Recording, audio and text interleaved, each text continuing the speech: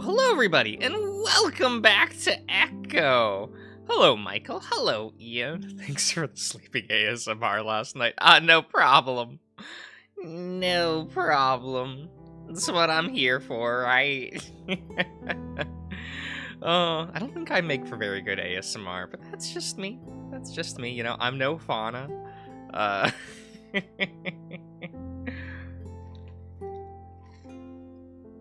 Okay. Let me get rid of those tabs. I don't need them. We can go here and load. There we go. Right, we're still. Well, we finished up Friday. Friday was pretty short, you know. We went out to the Library, went to a steakhouse, and had a fun time at the old high school, right? It's very good. It's very good. But the cutest scene in the game, obviously.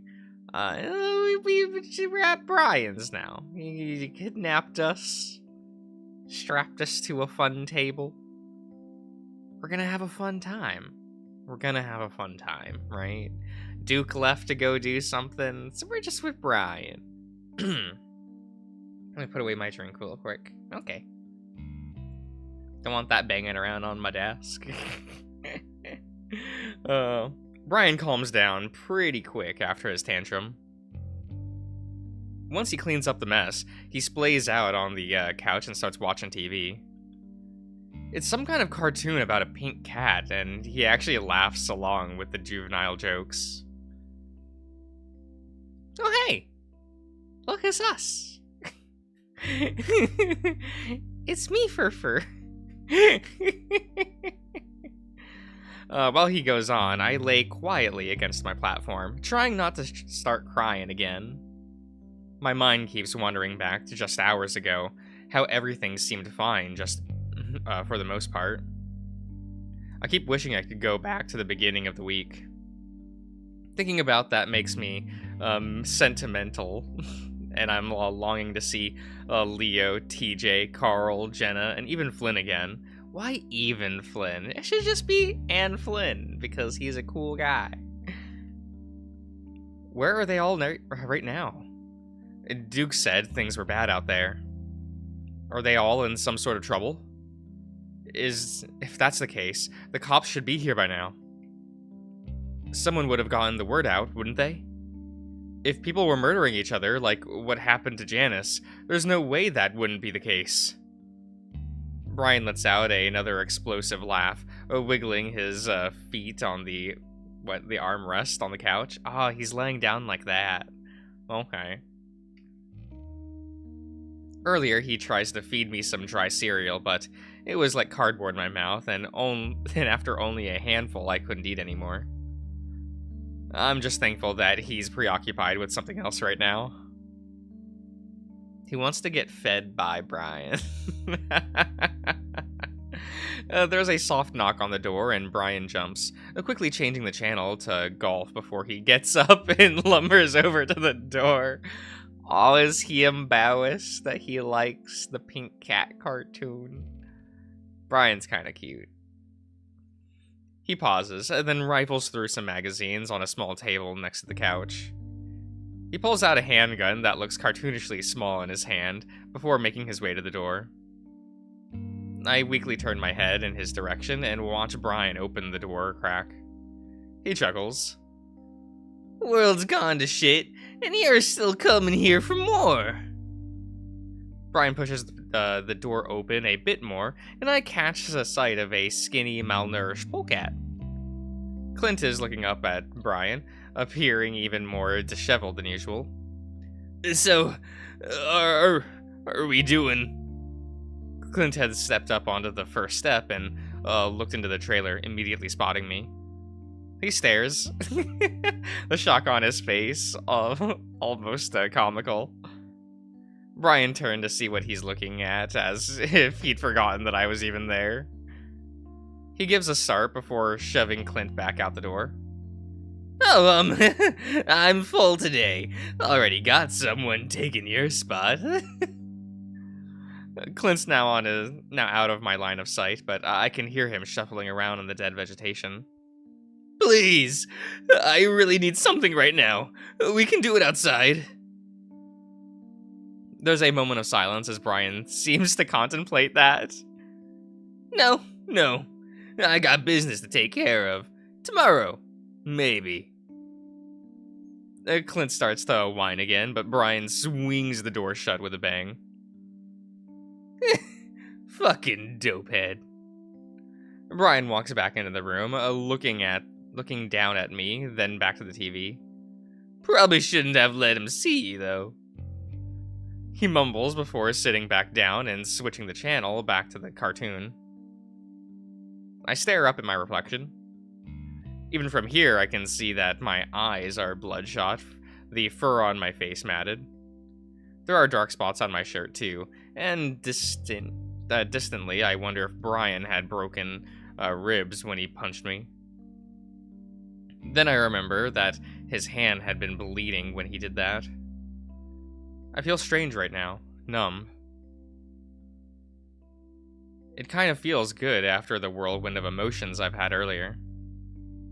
I still haven't caught up to everything that's happened since I was in that diner. Would I even be able to? Would I have time if Brian planned to? A tinge of pain pierces through my fog of disassociation. Okay. And I clench my eyes shut, screwing up my face as I try not to start crying again. Brian snorts again at something on the TV. I open my eyes to the distraught otter laying on the wooden torture contraption. Why is there a mirror on the ceiling? I surprise myself a little by asking the question. Apparently, I really don't give a fuck at this point. I see Brian look over at me from my peripheral vision. You really want to know? I shrug the best I can, continuing to stare passively up at the ceiling. The movement sends electric tingles through my arms, which are completely numb at this point. Well...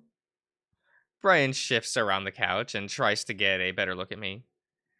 When I have my fun, I likes them to see what I'm doing.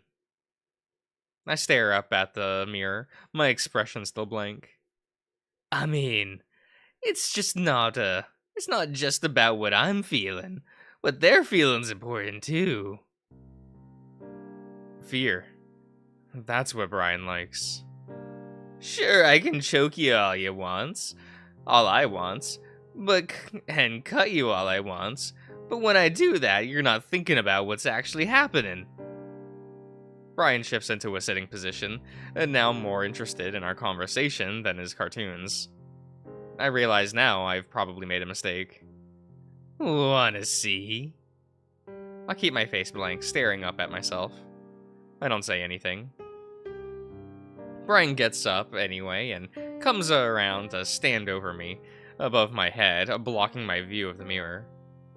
His reeking stench fills my nostrils, but still, I try not to give him the satisfaction of seeing how afraid I'm starting to be. Become? Yeah. His massive hands reach around my head and start to fiddle with something I can't see. With one quick motion, the strap comes back down and over my neck and my eyes widen. I grit my teeth and try to press my hand as hard as I can into the platform behind my head to lessen the strain. It's not a lot of pressure, but it's enough to make me want to gag. Brian chuckles again. See? You probably only thinking about how it's hard to breathe right now, just trying to figure out how to make it stop, but... Brian leans back, revealing a terror-stricken otter on the ceiling, his eyes bulging, teeth bared. Now you can see what's happening to you. Your brain's telling you, yeah, this is really fucking happening.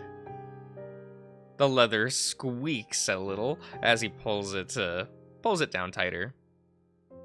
I start to writhe at this point, and I see my tongue stick out, my face a mask of horror. You feel more, and that's what I like. Brian comes back into my vision, his expression different. He's really searching my face now, like he's looking for something. Maybe you like it too.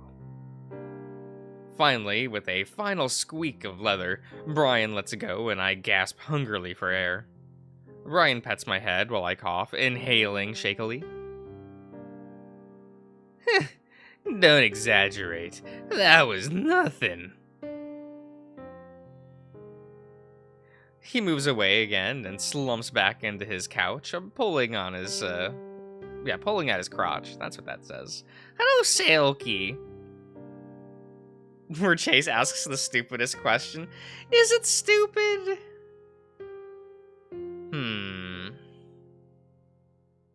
I feel like a dumber question would be like him asking for things to be done to him on the table.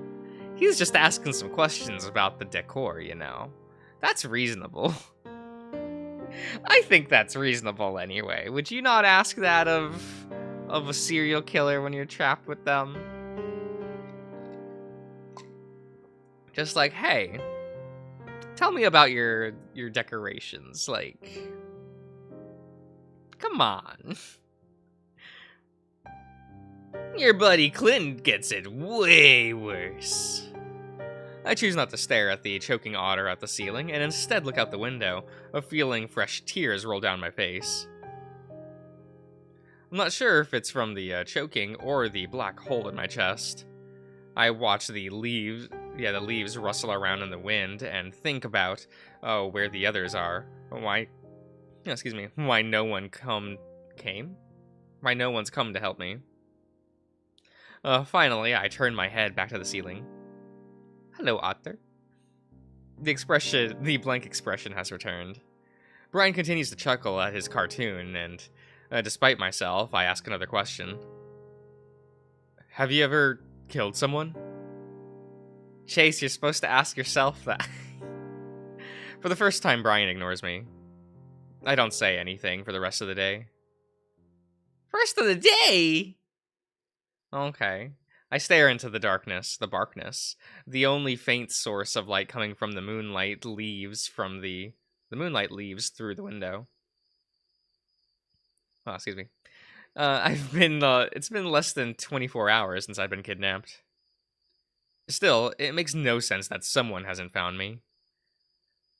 Is what Duke said about the town true? I wonder what Leo's doing right now. That is the question. That's the question on everyone's mind always, right? Like, what's Leo doing? If what he's going through is just as bad. I doubt it is. At least Duke seemed slightly less unhinged. I give a soft, trembling sigh, my head still throbbing from the day's events. The thunderous snoring from Brian is literally shaking the platform I'm on, and though I drifted off a few times, I can't sleep. Ask for a pillow. He's right next to me. He's a strained couch, apparently doubling as his bed. Would you be brave enough, guys? Would you ask for a pillow and blankie? I shift around on the contraption from what feels like the 100th time, trying to get comfortable when I feel something. There's more give in my right arm than I remember. In fact, it's incredibly loose. I pause, then experimentally wiggle my arm around before easily pulling my hand out from the restraint. I freeze, disbelief, not wanting to believe in case it isn't true somehow. No electric blanket? Service is awful, right? Right? Painfully, I crane my neck to look at my right arm. Though it's dark, I can see that my arm is clearly free, my elbow on the board, hand in the air. I swallow hard, listening to Brian snoring again to make sure he's actually asleep. I try to keep my breathing even, not wanting to make any more sound than I need to, but it's almost, I'm almost sobbing with relief at this point. Now I'm able to partially sit up, and make short work of the left arm restraint. Finally sitting up now, I do away with the final two ankle restraints and slide off the table quietly. Brian is still snoring at full volume, and it covers up what little sound I make. Making my way over to the messy floor, I find these steps and try not to stumble down them to open the door. Incredibly, there's no squeaking or rattling as I do, and before I know it, I'm outside in the cool air. I run through the woods and onto the road, sobbing with joy now that I see Leo's house. The lights are on, and as I'm running towards it, I think I see Carl's horns through the window. I run up the steps onto the porch and bang on the door. Leo! Carl! Get out! Open the door! Oh, I got out. I try to handle and it opens, swinging inward. Oh, blackness.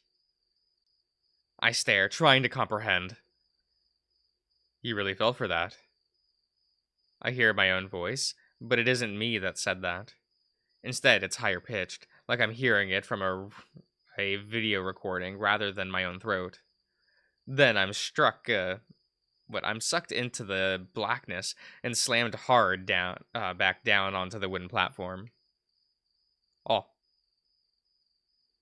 There he is! There's Chase!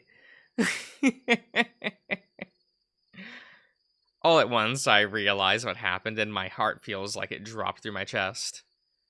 Of course, a dream. I'm back in the hot, stifling trailer, and it looks even darker than it did in my dream. I close my eyes and start to cry quietly. Come on, Chase. It feels like I've just found out that I'm locked up in a psycho's trailer all over again. I turn my head and look out the window above Brian, longing for some daylight. And then I see two white eyes set against a black face, staring back in at me. I jump. What the fuck? Am I still dreaming? Then I see the two beige-colored ears above the head. Kudzu? I gasp again, quieter. I'm overcome with relief once again, but the fear that I'm still dreaming is almost overpowering it. I wave my left hand as much as I can, but I'm not sure he can see it. I realize that none of the light from the window is falling on me. Kudzu moves to the side and then back again, squinting, clearly trying to see inside. I think about making a noise, calling out his name, but I have no idea how deep of a sleeper Brian is. As if on cue, Brian gives a louder snore and rolls over. Kudzu seems to have heard it, his big ears perking before he ducks down. My heart hurts, just losing sight of him, and I strain at my bonds. Bounds? Bonds, yeah. Brian seems to be waking up, though mumbling something in his sleep. No, you're dead! I pulled my right arm again, in case my dream has been onto something. It doesn't budge. Well, fucking... Brian's really starting to kick around now, his massive form rolling onto his stomach or rubbing his face into the pillow. He starts to make a loud gasping sounds, and he gets to his knees on the bed. Back off! He holds his hands up, snarling. You're dead! You're dead! I stare at him, almost forgetting about Kudzu. His eyes are open, and they snap at me, his hands still out. No! No! His face is etched with horror, eyes wide and white in the darkness. He backs up against the back of the couch as he continues to stare. I stare back at him, unsure of what he's going to do. After about 10 seconds, his expression starts to melt from horror to confusion. I continue to stare back, bracing for another explosion from him for whatever reason. His shoulders droop again, and he frowns at me. Did you see her? My mouth is so dry, I have to swallow a few times before I can answer. Who? Brian doesn't respond and starts to look around the trailer. I see Kudzu, starting to poke his head up again. At this point, I've made it up in my mind that I want to escape tonight. I'm not going to spend another minute with this maniac. Making a decision that could mean life or death so suddenly is terrifying and exhilarating. I don't give myself time to think about it. Brian! He doesn't answer, starting to get up and look around. Brian, I have to go to the bathroom. Brian sighs as he flips on the lights. Kudzu drops from view again. Brian heaves a huge sigh before turning to the counter. He reaches for a pan and dumps out some murky water into the sink. I wrinkle my nose. He shrugs at me. What? This'll do. No, I have to use your toilet. My stomach is feeling really bad right now.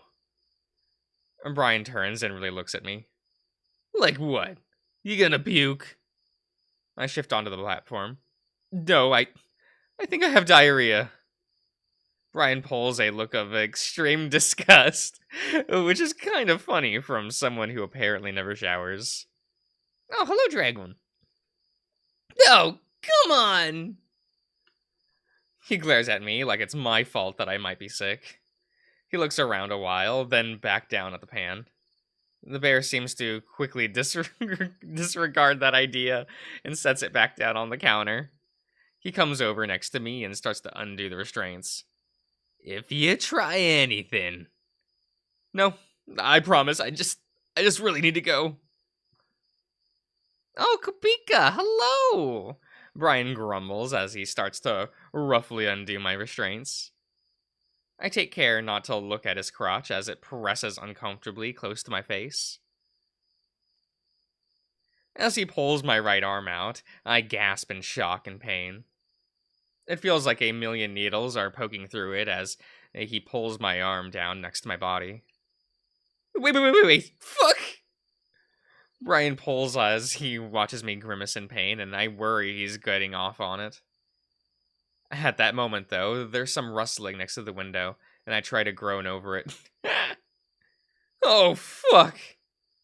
The bear looks at me, bewildered and annoyed. What? Now my dream seems even more ridiculous that I'd so easily been able to run off. Everything's fallen asleep. Just take it slower. Brian sighs even louder and gets to work on my left arm anyway. This time he doesn't yank my arm out through it, and it lets it slowly move out on its own. It's not nearly as bad as my right arm, which is still violently tingling, but I have to grit my teeth as I move to rest on my chest. Luckily, my legs are fine, and I'm able to move them easily after Brian takes them out. It makes me worry about what I'm going to try, since I'm not nearly as strong as I should be. Brian is clearly on guard as he helps me sit up from the contraption, keeping his distance as he holds onto my arm. I sit there for a moment, letting the circulation return back to my limbs as I try not to fall over from the dizziness. What, we need a counter for Chase being dramatic homocore? Oh my god. Can we include the amount of times he trips during Carl's route? Does that get added to that counter? Because that one's still kind of my favorite. Oh no, Chase is the only competent person in this route. Gotta handicap him, break his ankle. Absolutely it does. Yes! Brian finally gives a growl of annoyance and pulls me off the wooden platform. I realize that this is the moment I have to make my move. There's nothing nearby for me to grab, so instead I swing with everything I have to smash my fist up against Brian's side of his face. The side of Brian's face, yeah. Something cracks in my hand and the pain runs up my arm. I gasp and cringe and Brian grunts. Brian pauses and slowly brings his hand up to feel the side of his face. I guess I'd hoped that I would be able to knock him out with one punch. But doing that as an otter to a bear, especially a bear like Brian, would have been quite the feat. Brian does seem stunned, though, and that's all I need as I take in a huge breath and scream as loud as I can. Kudzu! Brian whirls on me, swinging his fist along with him. I duck immediately, covering my head with one arm, the other still locked in Brian's grasp. He only partially misses, his fist catching the top of my head and arm. It knocks me to the ground, and I sit there in a daze. I don't have long to collect myself because Brian is pulling a foot back to kick me. Shut up! I roll to the side and start trying to back away while I'm crouched, but Brian yanks me up by the arm, my head jerking back with a force. Now I'm starting to wonder if Kudzu ended up leaving. If that's the case, then I'm definitely dead, because there's no way I'm gonna break his grasp. As I'm thinking this, the door bangs open. Brian is in the middle of drawing his fist back when it happens, and he freezes, looking over at the door. Look how small he is. He's just a little guy. Kudzu stands there, his eyes wide, behind his black mask, chest heaving. He's scared, I can tell, but Brian's shock gives me the opening I was looking for. I reach in between his legs and grab his balls. Weirdly enough, the first thought I'd have is about how fucking big it is. It takes both my hands to wrap around it fully, and when I do, I twist and yank down as hard as I can. I pour all of my fear and anger into the attack, snarling as I do. The scream that Brian lets out is so high-pitched, I feel like every glass in the trailer is going to explode. This attack is all I have left, so when his retaliation comes, I don't have anything to defend myself. Luckily, it's not a punch or kick, but rather he grabs the fur on the back of my head, along with my shirt, and tries pulling me back. My face stretches back as I stubbornly hold on and just yank down even harder. His sack is stretched and distorted so badly, it's barely even recognizable as balls. His screaming suddenly cuts off with the sound of a deep, sickening smack. Immediately, Brian's body crumples onto me as he falls to his hands and knees. It happens in a way that he's splayed out over me, his face inches from mine. Give him a kiss. I have time to smell his gag-inducing breath before the sound happens again. This time, I see Kudzu swinging something down hard from overhead, and Brian's head jolts. I watch as his eyes lose their focus on me, and he slumps down. I turn my face sideways as he comes to rest on my body, crushing the air out of my lungs. Kudzu is there immediately and pushes Brian's body aside to the point of being able to pull me out. He pulls me into a sitting position next to him. Are you okay? Are you okay? He's shaking, and I can hear his ragged breath in my ear. The contrast between being engulfed in Brian's stench to smelling Kudzu's shampooed fur and peppermint breath is striking. Oh yeah, this is the time to be thinking about that, Chase. That's the time. I can't speak, and instead I lean against Kudzu and wrap my arms around him as I sob. Kudzu holds me, and he holds me as he looks over me. Can you walk? I nod silently as I press my face into the fur on his shoulder. All right, come on. We can't stay here. He stands slowly, keeping me in the embrace as he guides me towards the door. I don't remember much about the walk back to Kudzu's home, aside from the stilted flashes of dirt and sagebrush. It's dark and hot, and my shirt immediately starts to stick to my sweaty fur. My legs are so numb that I don't even know if I'm moving them right. Kudzu has to hold on to me the entire way so I don't fall. Crickets chirp all around us, but every few minutes, I hear shouting and screams in the distance. That's normal. That's fine. I try to look over my shoulder to see if Brian is coming after us, but Kudzu grunts and tells me to keep watching my steps. Some circulation has returned to my legs, and I'm able to at least match Kudzu's stride over the uneven dirt road. Still, it feels like 1,000 needles are stabbing up my feet and legs in waves with every step I take. I'm genuinely afraid that I'm going to wake up any second, and I find myself still stuck in Brian's trailer. None of this seems real. I'm still watching my feet on the ground, so I don't notice Kudzu's house until I almost kick the bottom step to the rusty trailer home. Just the sight of the trailer is sending chills up my spine, even though Brian's trailer looks very different compared to Kudzu's. We stand in front of his door for a while as the raccoon fishes through his pockets for his keys. It's made extra difficult with me hanging on him. I can stand on my own if you...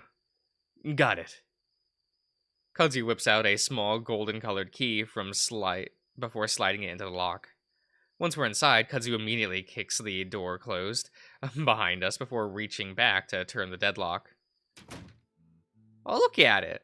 Look at this little home. Ah, if only Kudzu had a normal bed. How do you all feel about the waterbed? I'm curious. Is that an attractive point?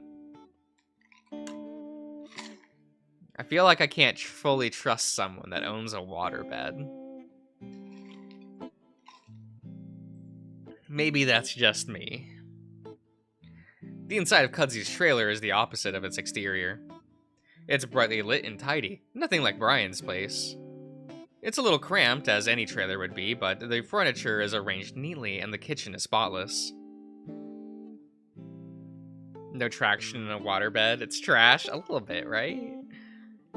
Everything looks way newer than the trailer is on the outside. I imagine the raccoon did a lot of work to get it to look like this. Kudzu quickly guides me to a small love seat and makes as if to lay me down. I put a hand against his chest, feeling my stomach turn. Wait, I think I'd rather sit up. Do you need anything? Food or drink? Kudzu's looking into my eyes as his dark browns, the brows above them furrow in deep concern. I nod slowly, so as not to upset my stomach again. Just water, please. Sure. Kudzu quickly hurries off to the kitchen, and I slowly lean into the cushions behind me. I'm not tired at all, but I feel numb, and not just physically. My arms throb, and it feels like the leather straps are still bound around my wrists. It even feels like they're being pulled by an invisible force. Like if I relaxed, my arms would float back up into that fixed position. I shudder, hugging my body, and then look around, trying to find something else to focus on. A grouping of 3 picture frames on a small side table next to the love seat catches my attention. From where I'm sitting, I can see Kudzu in one of them, beaming at the camera. It's actually kind of weird to see him smiling like that. Come on, he's a happy guy. There's an arm around his neck, and I start to lean over a bit to see who it is. Here.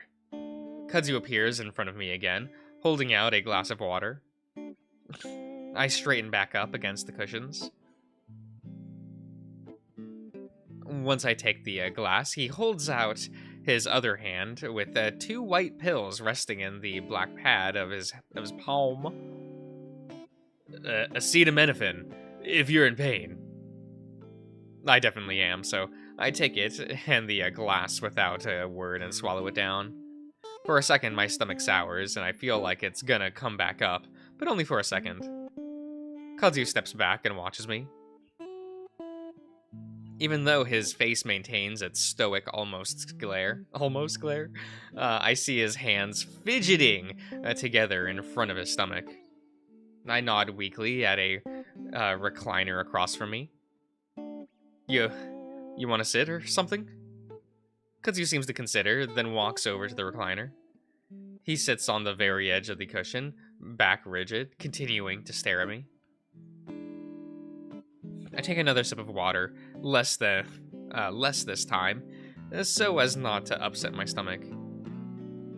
It looks like he wants to say something, but keeps silent. Lips pressed together. Kudzu watches me the whole time. What's wrong? Kudzu opens his mouth, then closes it, thinking before opening it again. Are you, okay? Yeah, sort of. I mean, I'm not gonna die, I think. I'm not really sure if I am completely okay. Everything still feels numb. My thoughts feel sluggish.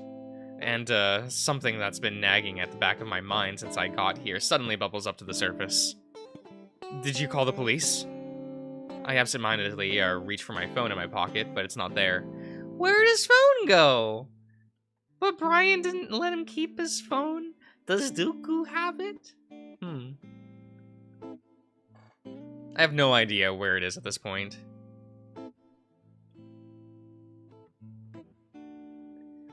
Was it still at Leo's house? There's a tight look, of concentration on Kudzu's face. Phones aren't working. Even my landline isn't working. My foggy brains tries to process this. What? Why did the phone line break? Or something. And Kudzu shakes his head. I don't know. Should we walk to my car or something and drive to Peyton? Do you have your car keys? Wait, does he have his car keys? His phone was confiscated, but not his car keys? Ah, hello, coined. And your trick? Yeah, I can't pronounce these. Cannot pronounce these names. I am bad. It is fine. I look back at out the pitch black window. We need to tell someone right now. Janice, and Leo's out here.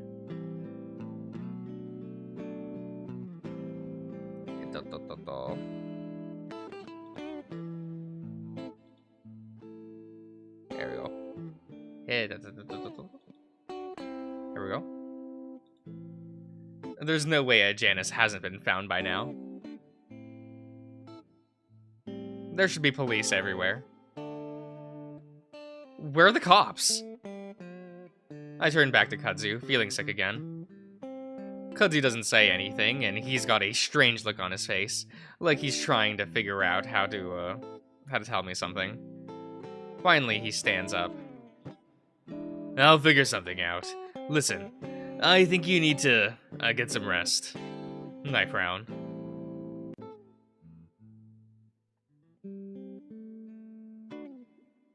What if, but we need to get someone out here. What if Brian comes after me?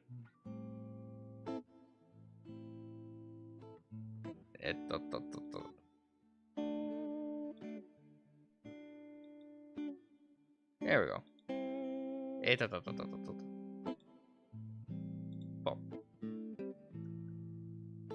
I shrink in myself at the thought, feeling goosebumps erupt over my arms. Kudzu steps closer to me and awkwardly reaches out to put a hand on my shoulder. You'll be fine. Do you want to lay down in my bed? I don't say anything, my head's still trying to catch up. It's a waterbed. That's not a plus, Kudzu. Kudzu adds, as if that makes the offer more tempting. He thinks. You hungry? I have some muffins. It might help you get to sleep. The cringe obliterator. Well, you know, they probably should have read the rules. Not been stupid. I shake my head. What? No, I want to get the fuck out of here. A loud pop makes me jump and I stand up. I'm not sure what I'm about to do, but Kudzu reaches out gently to hold on to me before pulling me away from the window. Faintly, I can hear some shouting outside, but it's far away. What was that? Is someone shooting? Excuse me? Oh, okay. I need to turn off notification noises. But I'm bad, I always forget how to turn those off. Oh, it's fine. I look at Kudzu, starting to feel desperate. He puts an arm around me, at the same time moving toward the end of the trailer where a big bed is tucked in. I don't know. A lot of things are happening right now, so I think we should stay here to be safe, okay? For now, at least. I hold on to the raccoon, unsure of what to do. Listen. He holds me by both arms, and I look back at him. You gotta trust me, that we can't leave right now. I'll explain it after you've rested for a bit. He pauses. I can tell you're not really, here right now. Here right now? You'll feel better once you wake up, alright? The thought of laying down is tempting, despite feeling like I'm going insane. If I sleep, I don't have to think, just blank my mind and rest. My head is buzzing, and I feel like laying down might straighten things out. Kudzu gently but firmly forces me to sit down on the bed. Despite the slender build, I can feel the strength in his lean muscles. But what about Brian and Duke? Kudzu slowly pushes me back onto the... me back down onto the bed, the water underneath the surface sloshing faintly. I haven't been on an actual waterbed for years. Carl used to have one. Where is Carl? Do we care? Do we actually care? Where is everyone? I want to go back to the motel and find my friends again, but Kudzu seems adamant on keeping me here. I got Leo's gun. Saw it on the ground when I went to check on you guys. He must have been able to tell from the look on my face that I'm not at ease because he reaches out again to rest a hand on my chest. It's still awkward, but it's comforting at least. I'll be here all night. Nothing's gonna happen. That does make me feel better. At least well enough to maybe get some sleep. Okay. I stare at the ceiling and lay back down. I still feel numb, but in a way that helps me blank my mind. In what feels like less than a minute, I pass out. Aww. I feel like if I keep walking along the tracks, I'll be able to find my way out of here. I make sure to walk in the middle, using the planks like stepping stones. The steel rails on either side of me feel like some sort of barrier, a protection to whatever it is that's out there. I feel a presence in front of me, though a sort of presence that builds as I continue to walk. Looking up, I see that it's coming from that weird grove of trees that bunch up around the train yard. Something is crouched in front of that grove, staring at me from the trees. I keep walking, though, because for some reason, I don't feel like I have anything to worry about as long as I stay on the tracks. I notice something else behind the hunched figure. A few bulky objects hang from the trees. I know what they are before I can make them out. I keep staring at them as I draw closer, ignoring the thing that's watching me as I do, hearing it breathe as I pass.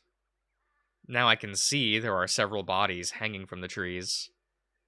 They're of all shapes and species.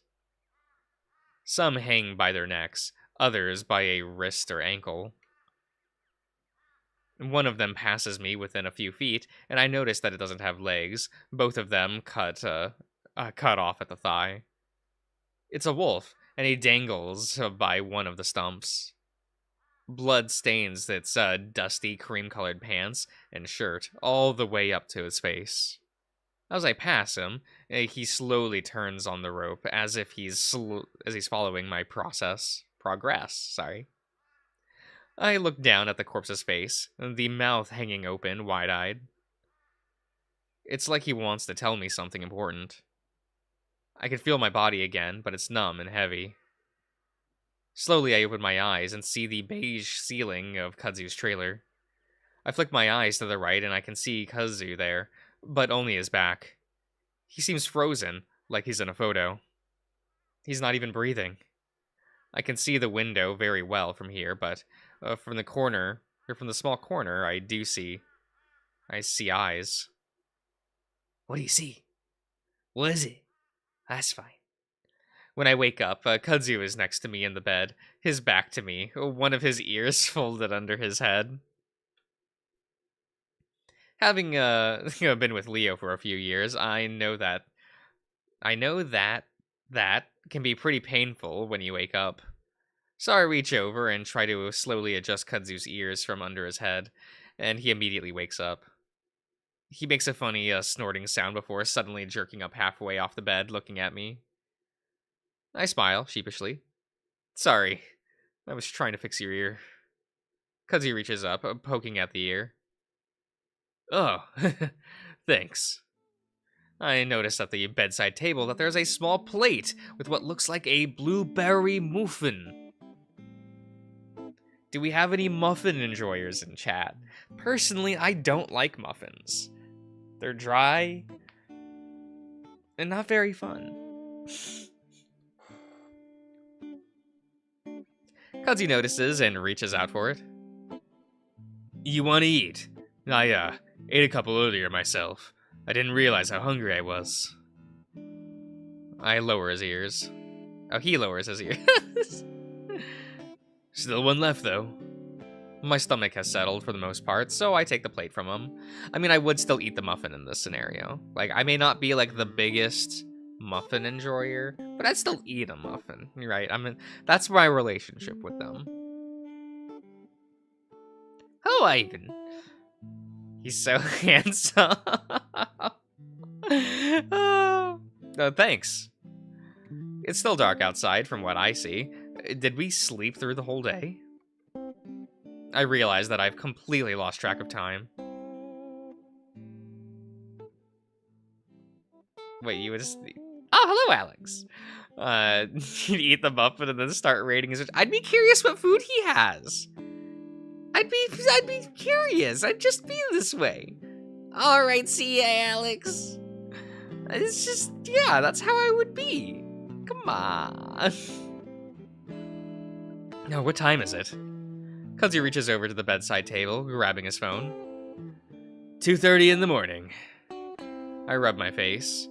Did we sleep through the day or something? No, you were asleep for like 2 hours. Really?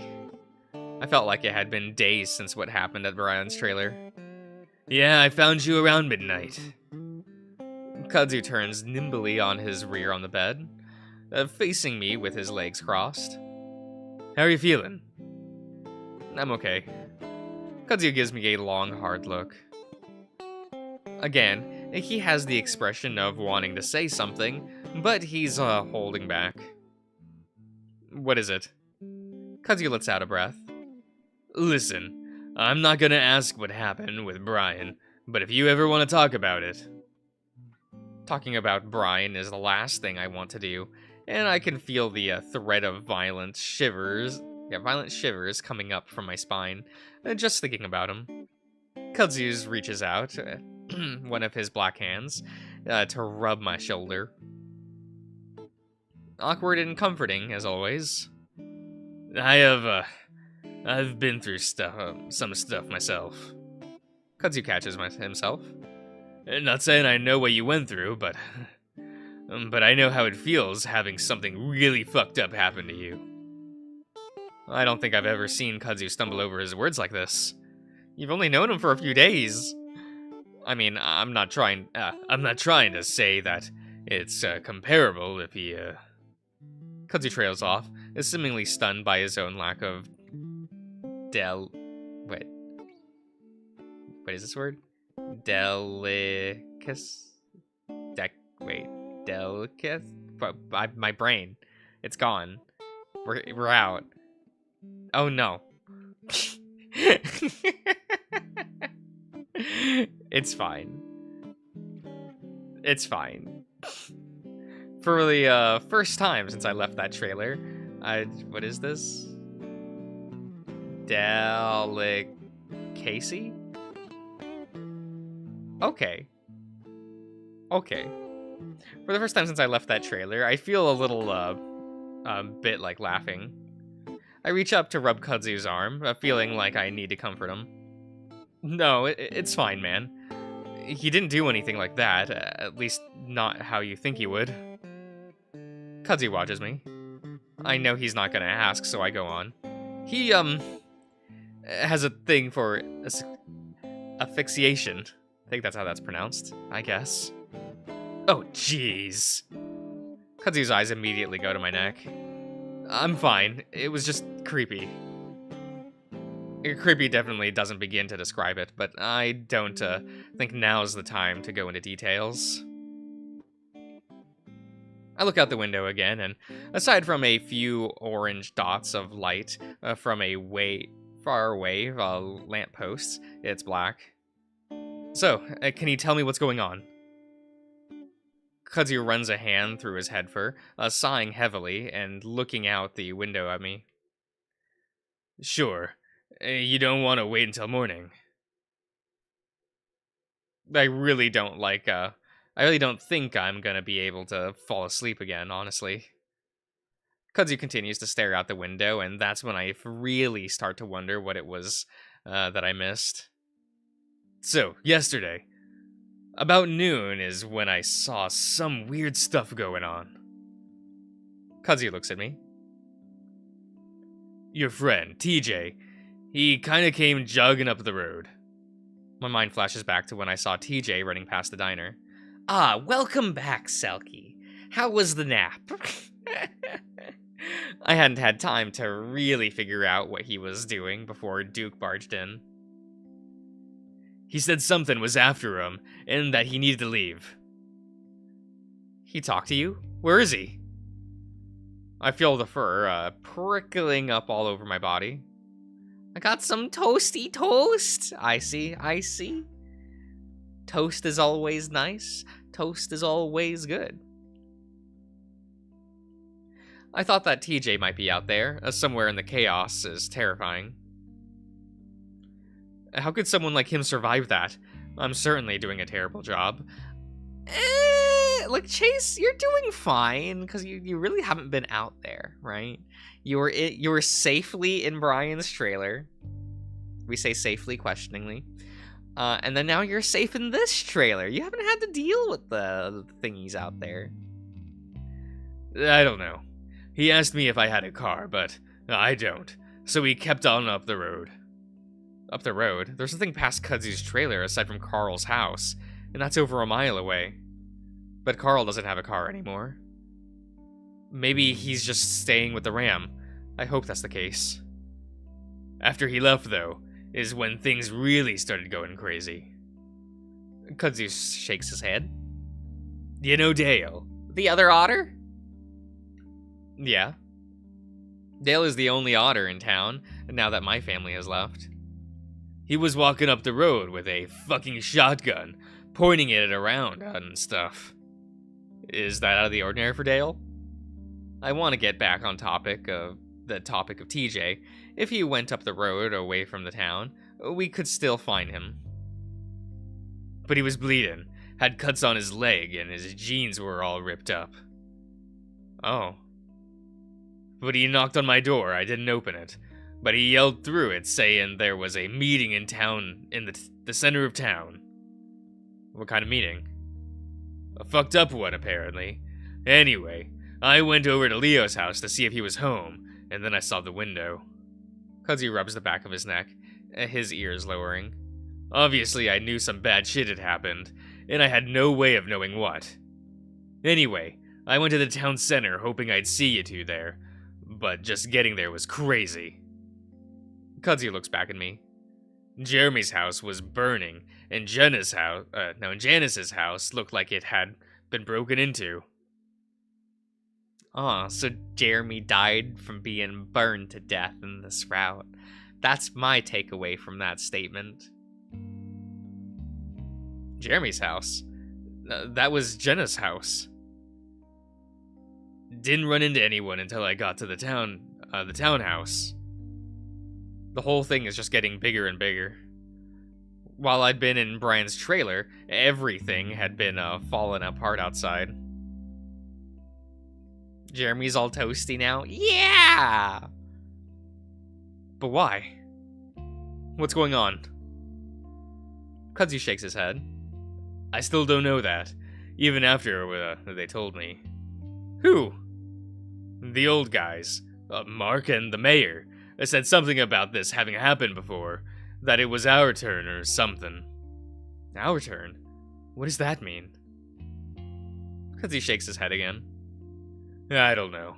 They just said it happened to their parents, that we had to be ready. Ready? Why did they tell us what to do? Said to pray. Is that all they told you? Basically, acting like there was nothing we could do about it. And Kudzu pauses. What? They also said we can't leave and showed us a body. Kudzu stops talking. I stare. Like a dead body? No, they just produced a body. Watched it dance around and everything. Kudzu swallows and nods. What is going on? Yeah, right, an alive body is just like, and we would like to present a body. You know, pulls curtain. That'd be weird. Would you go to that magic show?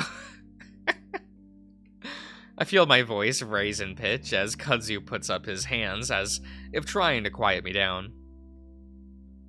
I don't know, but there were weird cuts on the body. They said we can't leave because something is out there will stop us from trying to leave town. I stare at Kudzu. Behold. Yeah.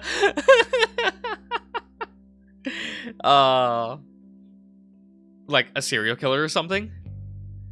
They wouldn't say. They acted like it's a monster. Well, then they're lying, right? Kudzu is quiet for a moment, then shakes his head. After everything I've seen, I just don't know. Well, I think trying to figure out what the hell we're going to do. Well, we need to find Leo at least. Kudzu nods, like he's already thought about that. Then, maybe get a car and at least try to leave. Kudzu doesn't say anything to that. But if we can't leave for whatever reason, then we at least have to find the rest of my friends. I look at Kudzu. Well, I do. I don't know what you're going to be. Kudzu gives me a wry smile. Well, I don't have anywhere else to go, aside from out of here. Besides, I owe it to Leo to get him out. I feel a warm rush of relief, flow over me, knowing Kudzu will be with me. I don't think I'd be able to do any of this alone. So, are we gonna get Leo? Kudzu nods. Well, I am at least. You should really stay here. Get some rest after what you went through. Of course, I'd rather stay here and hide until Kudzu comes back, but Leo tried to save me back at the diner, or risked his life to do it. After everything Leo had done for me, I owe him too. No. I'm gonna go with you. Kudzu shakes his head. I don't think so. It'll make things easier if it's just me. Kudzu shifts, looking toward the kitchen. Besides, I'll have Leo's gun with me, in case something goes wrong. He was my boyfriend. I can't just sit here and... I can't sit here while you save him. Kazuya pauses. Listen, I know Leo and I... no, wait. I know Leo and I know he would never want me to bring you into something like this. Yeah, well, Leo not wanting me to do something never stopped me before. And getting defiant like this makes me feel better. It gives me purpose again. Kazuya looks like he's about to shake his head again, but I continue. Besides, it might help things. One of us could go in while the other distracts Duke, or something. Or shoots him! Kazuya looks uneasy, so I press my advantage. And if something goes wrong, one of us would be there to help him. To help the other. Kazuya pulls at one of his whiskers. Maybe. If it's just Duke there. Do you think you would do that? If you had whiskies, would you constantly be like poking at them? They'd probably have a lot of stimulation, right? Because what, you feel it? They just poke at them.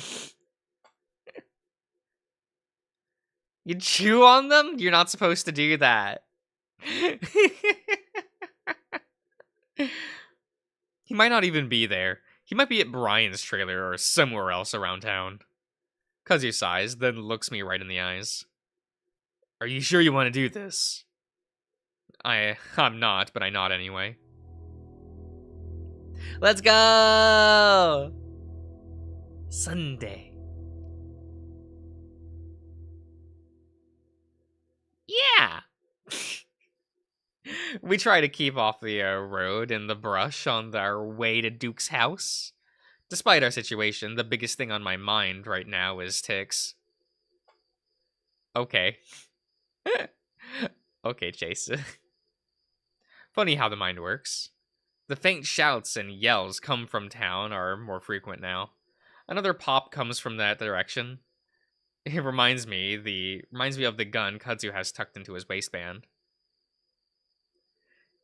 He's never used one before, and it took us a solid couple of minutes to decide if he should stick it in there. I feel like I would be like, does it have a safety? Does it... I feel like I would test the trigger, right?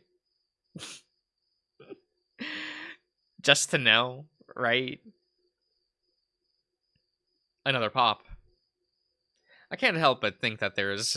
that's where the motel is, where Jenna might be. Here, though, not much is out of place, aside from the smell of smoke on the breeze. That is until we come across a body hanging from a tree about 100 yards from Duke's house. I'm the first to notice it, and when I do, I gasp and instinctively reach for kudzu. Chase is that kind of girly. Immediately reach for a person for comfort. Oh. He catches my hand, then looks up at as he holds onto me. It's high up, about 50 feet, but from the markings on the fur, I think it's a fox. Oh, Jesus! Kudzu whispers next to me as I look away, feeling my stomach turn. What the hell? How did he get up there? He climbed. Someone got a ladder. Who knows? Bottoms naturally grab onto their nearest top when frightened or threatened. Oh my god. Is that true? I don't think I've ever really done anything like that. Let's see here. Yeah. I look back and see that he's hanging by his wrist. I don't think he could have done that. Could have done that himself. Yeah. We both stare up at him for a little while longer. Long enough to notice the long, vertical slashes down his back. Those are the same cuts I saw on the other guy. Kudzu whispers distractedly. But who put him up there? Kudzu's silent, and I keep staring up at the guy. The first dead guy that I've ever seen. Suddenly, all of my motivation to get Leo starts to evaporate. Obviously. Kudzu rests a hand on my shoulder and I jump. Sorry. Kudzu pats me. You alright? I'll take you back, okay? That sounded like the best idea in the world right now. I hesitate. When I think of Leo, I imagine him in the same situation as I was with Brian. Duke didn't seem as fucked up, but I have no idea what he's capable of. The thought makes it feel as if my heart is dropping through the ground, so I grit my teeth and shake my head. No, I'm okay. Kudzu looks at me closely, then nods. Okay, let's move back toward the road. I don't think anyone is around right now anyway. I want to move towards the road too, mainly because I've actually started to worry that moving further along from the town really is dangerous. Duke's house is dark as we approach it. As we get closer, though, I see flashes of light from a window well. We both crouch next to the house, behind a small cluster of sagebrush. All right, so all I can really think to do is knock on the door, see if he's there. I swallow. You'd stay hidden, of course, but if he does come out, I don't know. I might try to put him down right there. Then I'd come out and help? Kudzu lets out a low chuckle. Yeah, but again, I'm not sure if that's what I'll do. We might be able to talk him out of this. Yeah. I don't have much faith in that plan. But if he isn't there, well, we'll probably go in and find Leo, alright? Okay. My heart rate picks up as I realize how close we are to making this happen. I start to have second thoughts. Maybe we should have at least looked for the sheriff. Maybe we should have gone straight to the motel. All right. I can tell Kudzu is nervous too, as he wipes his hands on his tank top before standing up slowly. And just watch from here. If he comes out with his gun, though, I'm not gonna try anything. He hesitates. And if I get shot or something, don't help. Just run back to my house and start looking for your other friends, I guess. Now I'm really starting to feel unprepared for all of this. Everything is moving way too fast. There isn't really any time, though. We have to save Leo as soon as possible. There's no telling what Duke might be doing with him. As Kudzu starts to move away, I get the urge to hug him. He's done so much for me already, saving me and now trying to save Leo. But by now he's already halfway across the yard to the house. I hold my breath, watching and watch as Kudzu's dark form melds in with the blackness of the house. It's like he's being swallowed up by it, in a way. Hug the Mirror's Edge cosplayer? No. No. After a few moments, I hear him knock on the door. I listen, trying to breathe through my mouth instead of my whistling nose. Whistling a nose so I can better hear what's going on. Kudzu knocks again, much more loudly. Hey, it's Cud! I need help!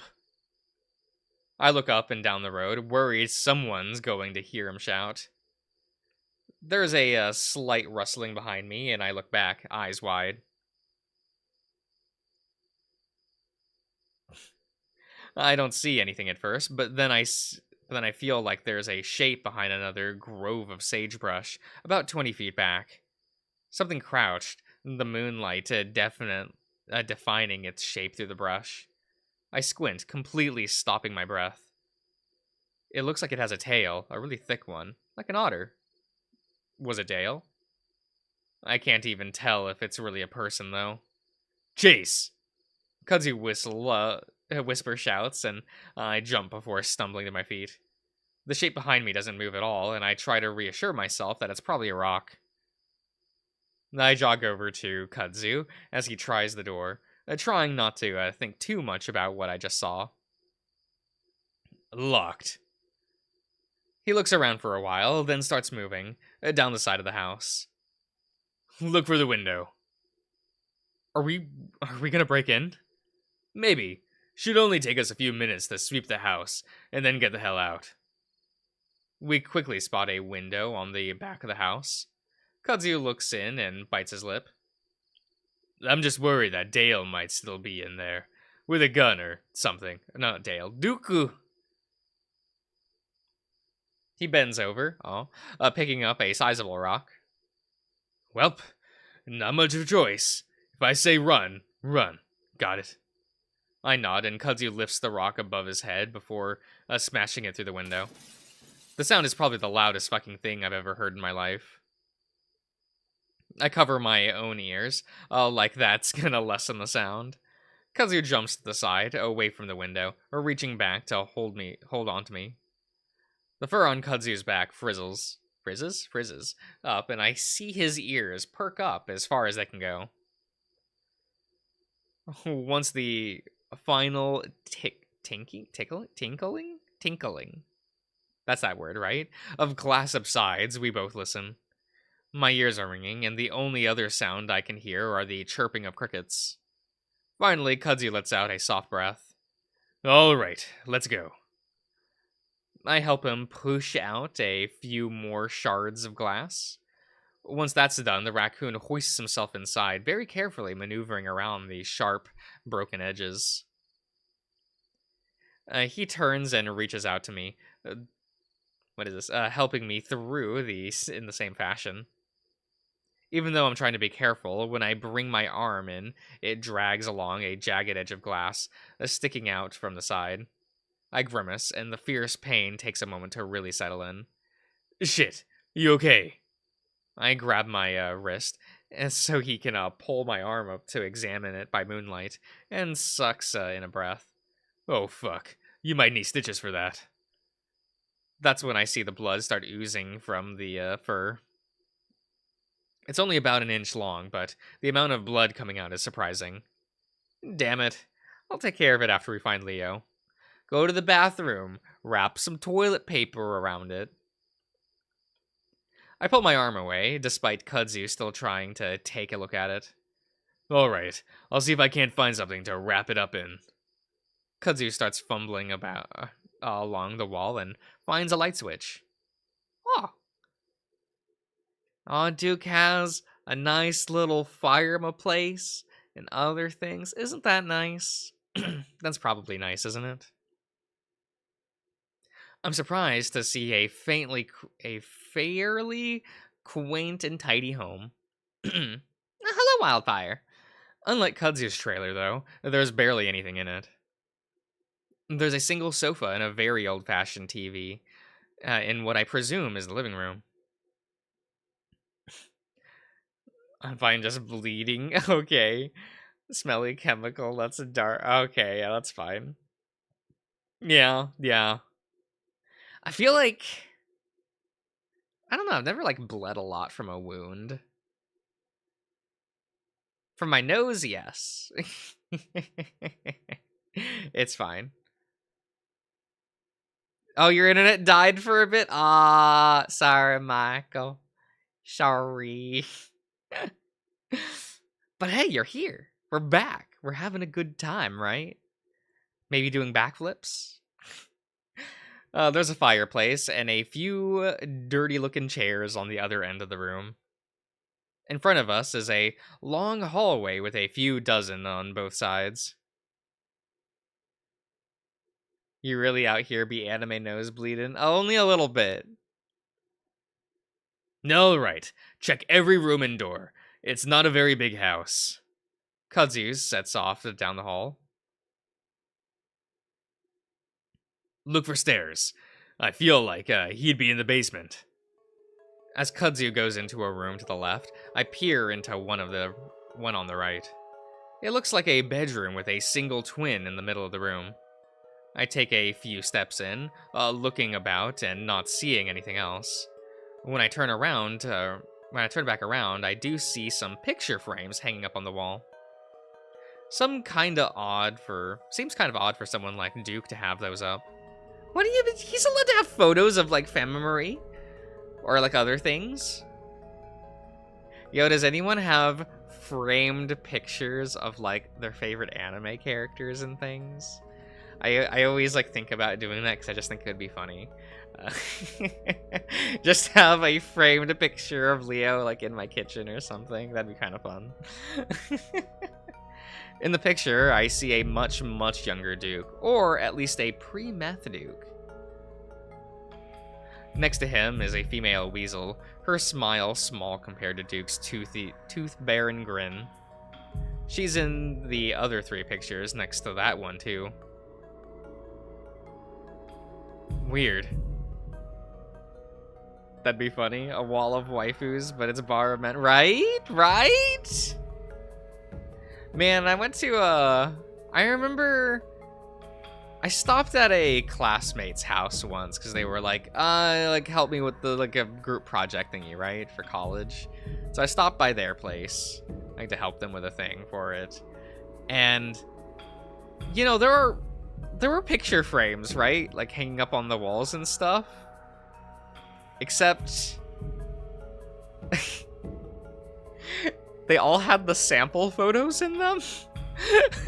But there is no new photos.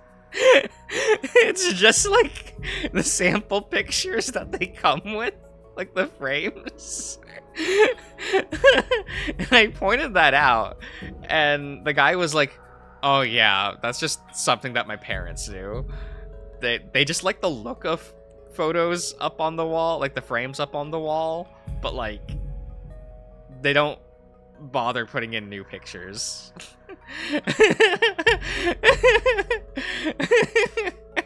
And I just kind of had to, I was like, should I be worried? Like, did I walk into like a psycho house or something? Like, am I gonna get murdered? And they're like, nah.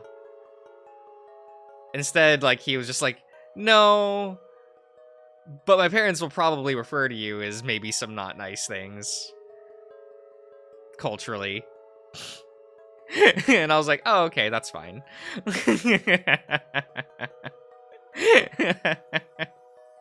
Look, they were old white people. They don't know how to talk to Asians, okay? Or how to refer to Asians and such. It's fine. And your face will appear in the pictures occasionally? Nah, it's fine. I wouldn't have thought anyone, hashtag white, right? So be that way. Oh. Hold on, you're Asian? Maybe? Oh. I wouldn't have thought anyone would want to be with Duke, especially someone as pretty as that weasel. I'll move on to the next room, and this one is completely empty, painted white. The next door down is the last one on the right side of the hall. This is the only door that's closed, and like the last room's walls, it's painted white. It's taller and seems to be a bit thicker than the other doors. When I try the knob, it's locked. Kudzu? I whisper, and Kudzu pokes his head out from the door just behind me. What's up? I point at the door in front of me. This one's locked. Kudzu stands in front of the door and presses his ear to it. I see his hand hover in front of the crack between the door and its frame. And then he reaches out to my hand and pulls it up to the same spot. He looks at me. You feel that? I'm about to say no, but that's when there's a noticeable cooler draft coming from within. It's kind of cold. The basement. I bet my ass that Leo's down there. Would you? Would you bet your ass? I swallow. Should we try to break down the door or something? I don't... Kudzu's ears suddenly perk up straight and his eyes widen. My fur bristles out. What? That's when I hear it. The crunching of gravel. Kudzu grabs my arm and starts pushing me back down the hall toward the back room with the broken window. At that moment, I hear the knob turn, and suddenly my path changes direction as Kudzu steers me into a room on our left. It's one of the rooms that I hadn't looked into myself, and I see that it's a strange room. Boxes are everywhere, and so is a bunch of junk. I guess that explains why all the other rooms are so spotless, and that he's not using the basement for storage. Kudzu looks around desperately for a moment, then pulls me behind a mound of boxes, just as I hear the door swinging open. The problem ain't that he got away. Duke is practically screeching when he comes inside, as if he's been waiting to be indoors before he yells. Underneath Duke's pattering feet on the wooden floor, I hear two loud thumps, and I know immediately who this is. My blood runs cold, and my breath seems to stop, worried that they'll be able to hear even that. If he's behind all of this, he's gonna make things much worse. Huh? I hear a nonchalant grunt from the bear, and I shudder at the sound of his voice again. I feel a light touch on my back as Kudzu rests his hand there, trying to comfort me. What do you mean, huh? Oh, you like the dreams you're having right now? 'Cause trust me, it's gonna get a hell of a lot worse. I hear a smacking sound, and I imagine it's Duke's tiny hand trying to slap Brian in the face. That's such a good, a good saying. Betting your ass, terrible, terrible. Would Brian be the anti-himbo? But isn't he like just a himbo? Like he's a horny and scary himbo, but like, cause he's like big and not smart, right? Is that what defines a himbo? How are we defining himbo? Is there a definition? Can I look up in the dictionary the word himbo? You should, yeah, how are we defining this? What the fuck are you staring at? We're big, dumb, and nice. Do they have to be nice? Is that part of it? I just thought big and dumb. Big, dumb, and attractive, maybe?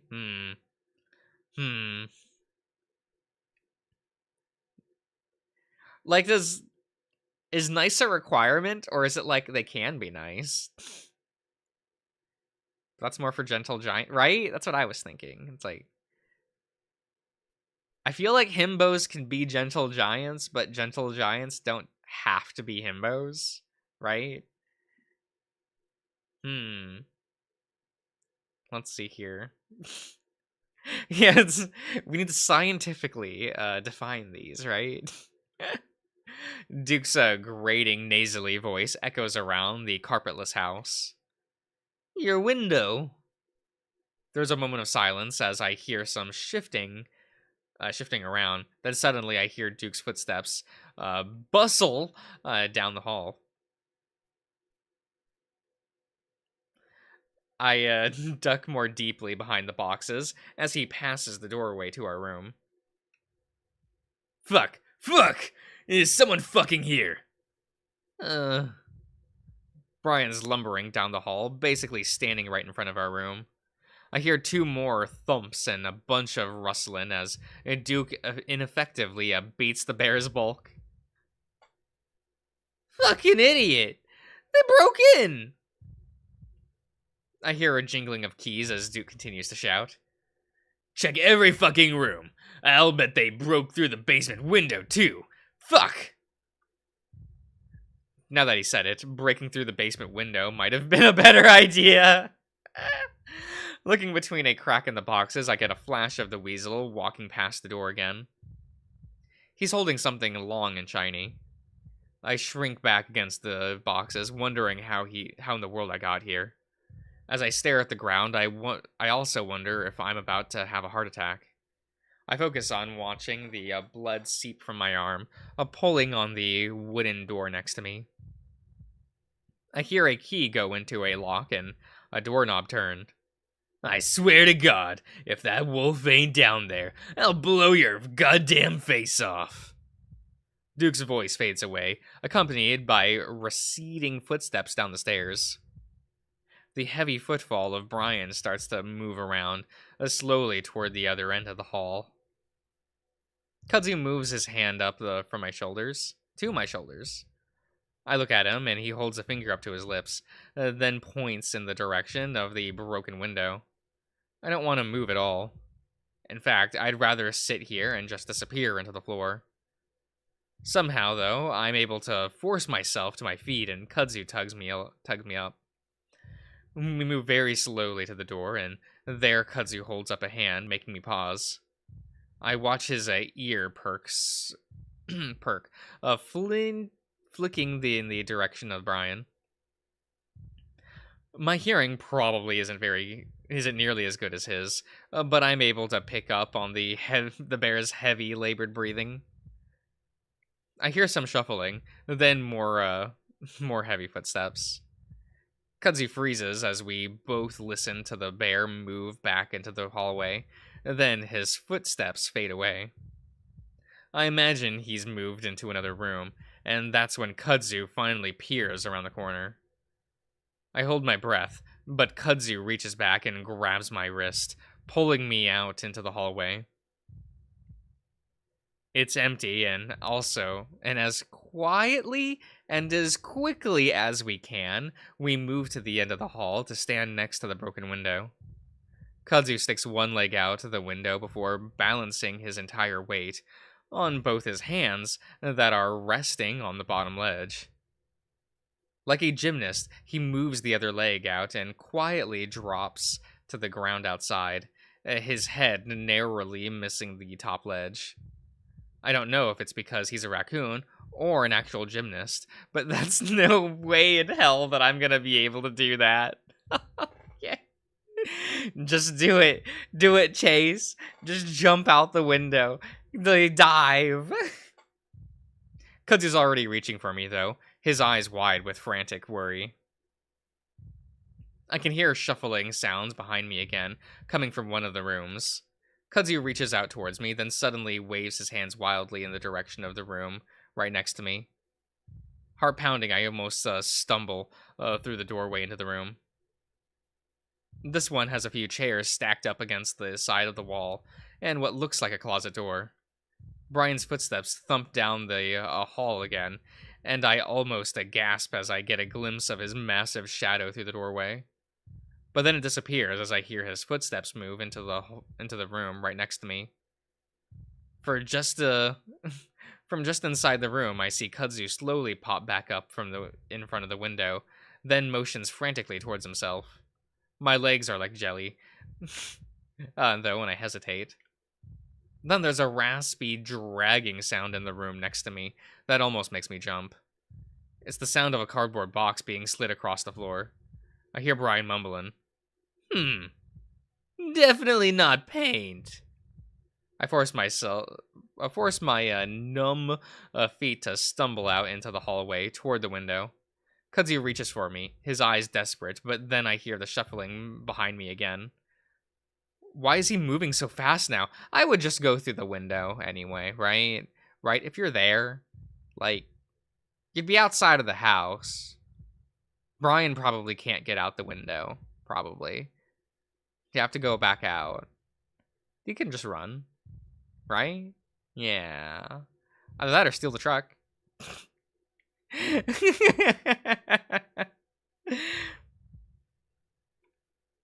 Automatically, I step back into the room while Kudzu continues to beckon to himself.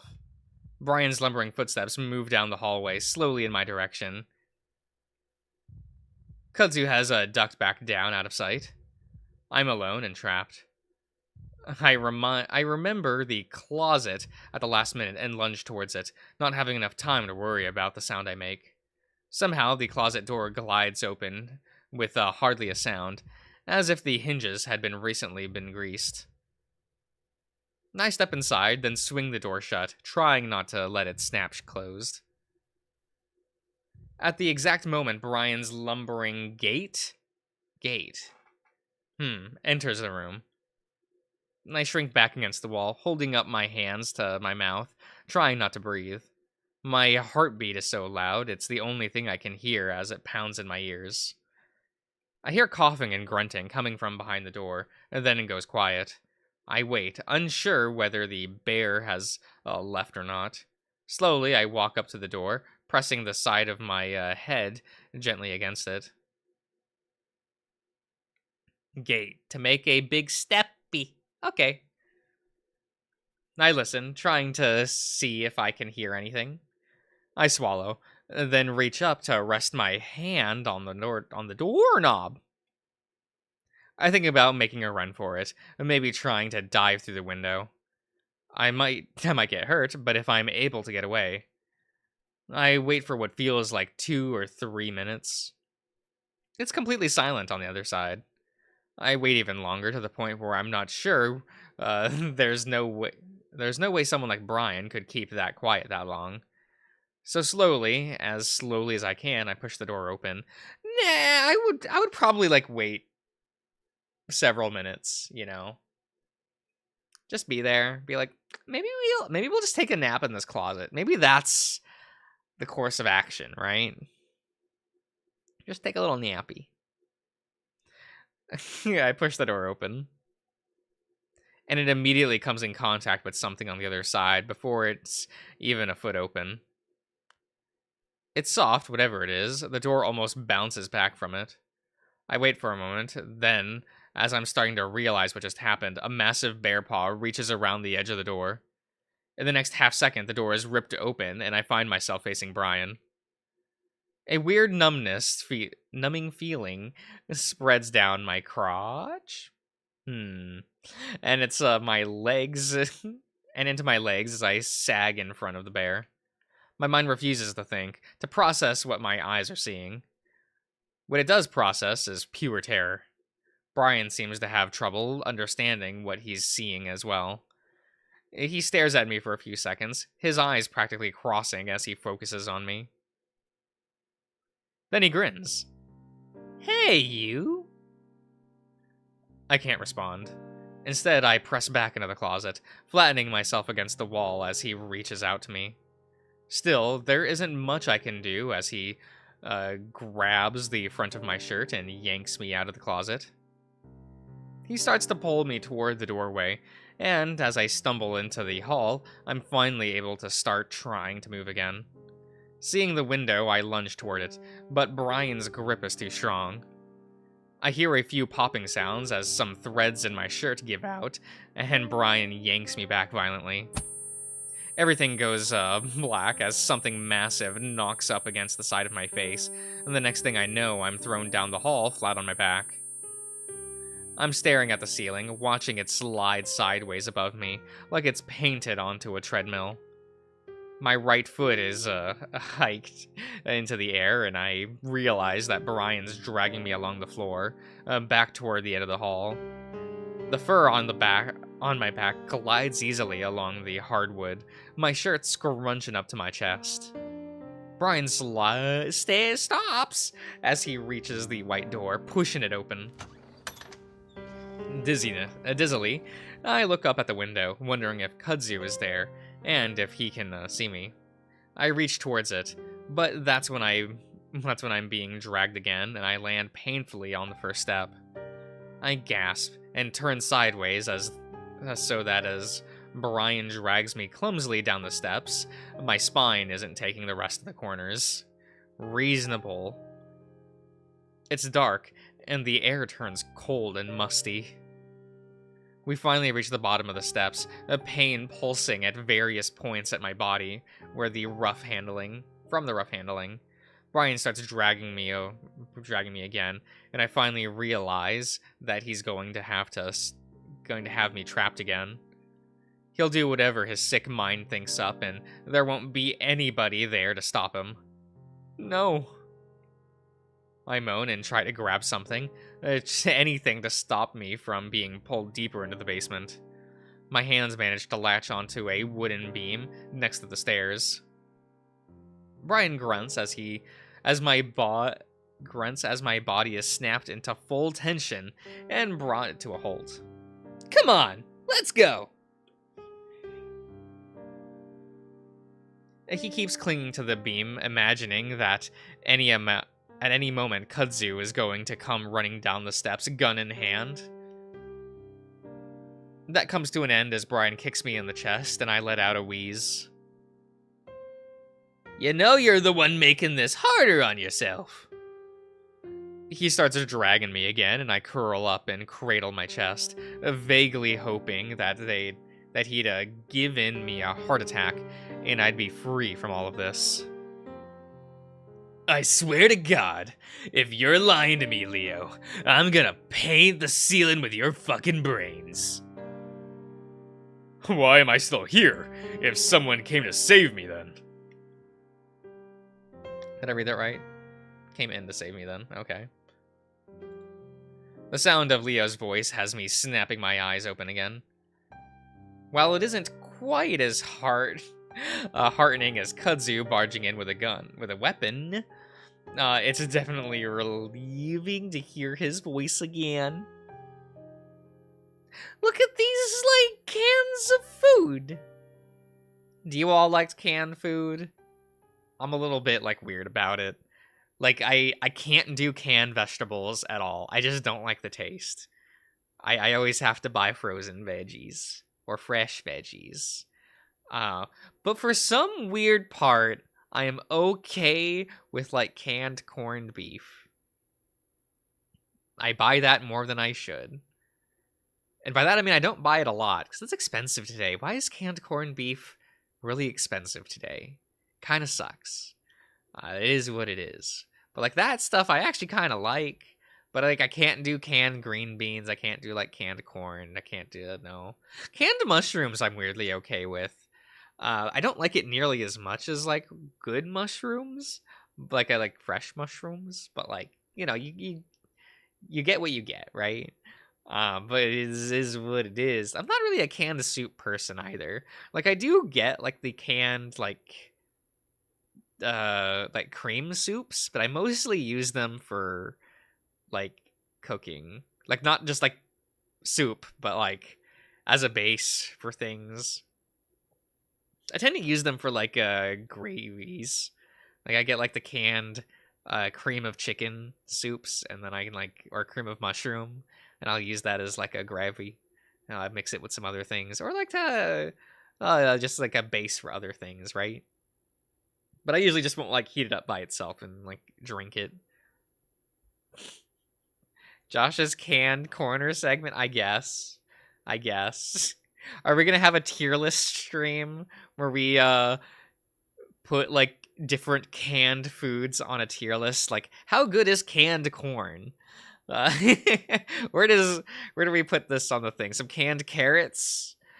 But that means I would have to buy all these canned foods and eat them. I'm not gonna do that. Because I can't even, like, open a can of green beans without wanting to vomit. And I love green beans. Like, fresh green beans. Love that shit. It's amazing. I throw that in so much when I have it. But, like, canned green beans, I immediately want to vomit. I can't do it. I can't do it, guys. I can probably try to find, like, the half-sized cans of some of these things. But I feel like some of them don't have that. It's fine. That's fine. Imagine if that was the April Fool's vid. Don't tempt me. I'm dragged through another doorway into a brightly lit room, the fluorescent light buzzing overhead.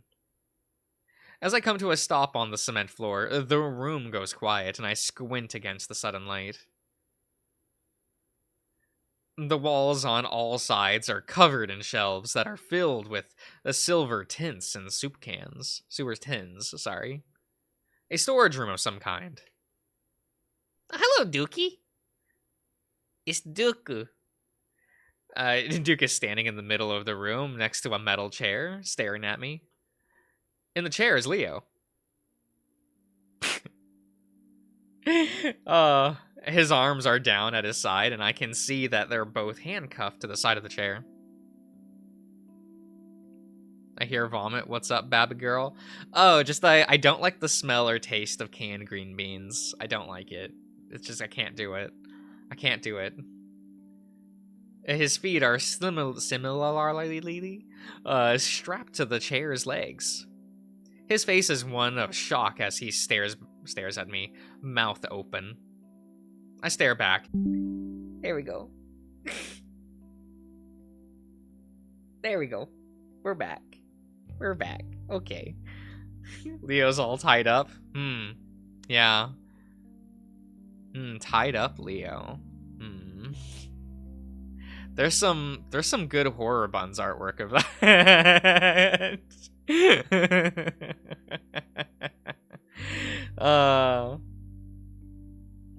His face is one of shock as he also stares at me, mouth open.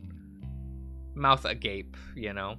I stare back, even feeling weirdly self-conscious as everyone watches me. Duke breaks the silence. I knew it! Duke is snarling, but it's not at me. Instead, he's looking at Brian. His lips are drawn back as he growls. This is what the fuck happens. Brian scratches his head. Huh?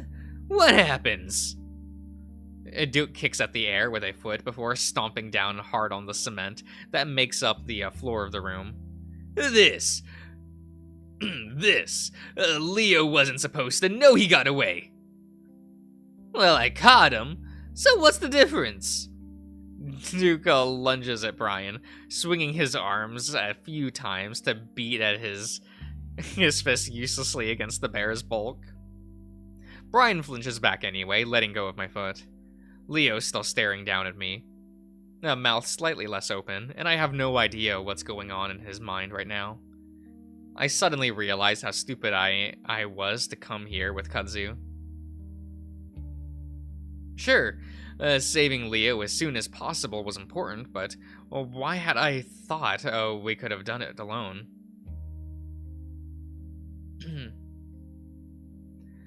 I should be in my car right now, halfway to Peyton, 20 minutes away from the cops.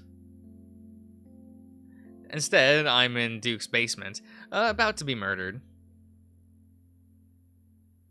Ah, hello, Spampton. Oh, it was one of my mods had timed you out because you were still disobeying some of the rules. It's in the description. I slowly sit up just as Duke seems to finish his beating of Brian.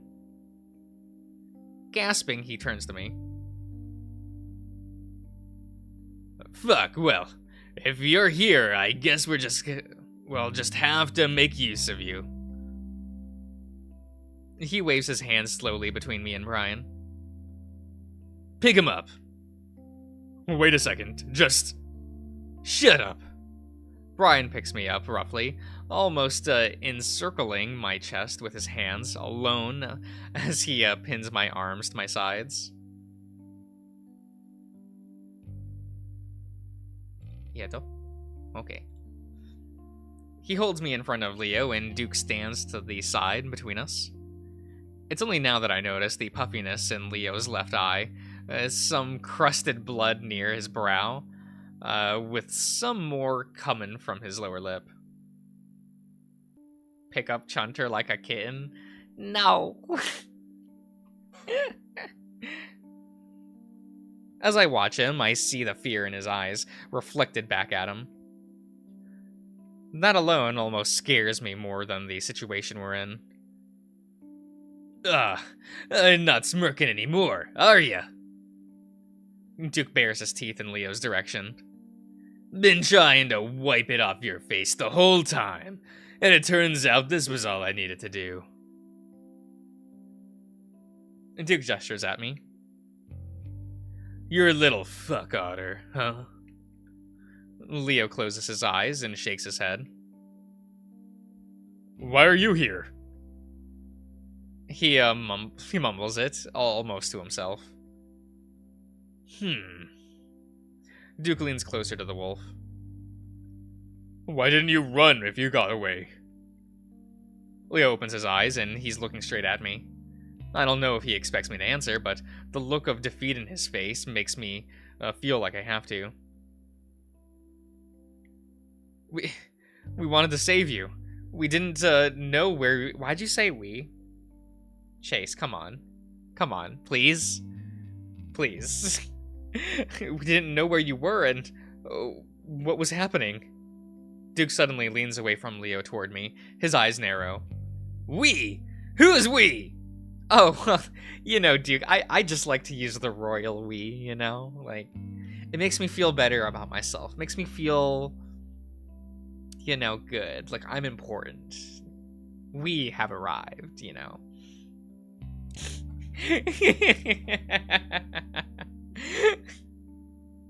I feel my stomach drop as I realize what I've just done. I mean us. All of us. I saw some of my friends out there because I came here. But I'm alone. Duke studies me closely. Closely? Was there anyone else up there, Brian? Brian is sulking behind me, letting go of my shoulder occasionally to rub his chin. I didn't see anyone except this otter. Duke looks up at the ceiling, like he's listening for footsteps or something. Duke. Duke snaps his attention back to Leo, and I notice his face is practically dancing with twitches and tics. This is crazy. Leo enunciates each word through gritted teeth, his muzzle lowered so that he's looking up at Brian's eye to eye. Eye to eye. Look at this. Look at everything you've done. It makes no sense. Duke lets out a high-pitched laugh. Crazy? You know what's crazy? Duke gestures at me again. Ask him what he saw out there. Duke turns to face me, swinging his hand from me to Leo. Go on, tell him. He doesn't believe me. The corner of Duke's eyes seem to have a mind of their own, like there's some kind of living creature under the surface, writhing around. Was it a little crazy? I stare at Duke, entranced until Brian gives me a quick jerk. Oh, I saw a body. There were gunshots. Duke giggles. And that ain't the half of it. Houses on fire, people eating each other. You think I'm crazy for shooting Janice. But if you knew... But how the hell are we supposed to know why that is? Leo leans forward, as far as his bonds let him, eyes wide, almost pleading with Duke. This started when you got here. Duke lowers his voice dangerously, leaning back towards Leo, their noses almost touching. Oh, just lean in for a kiss. That doesn't mean shit. Leo speaks, haltingly, back at the weasel. Does this? Duke suddenly pulls the gun from his waistband of his pants and points it straight at my face.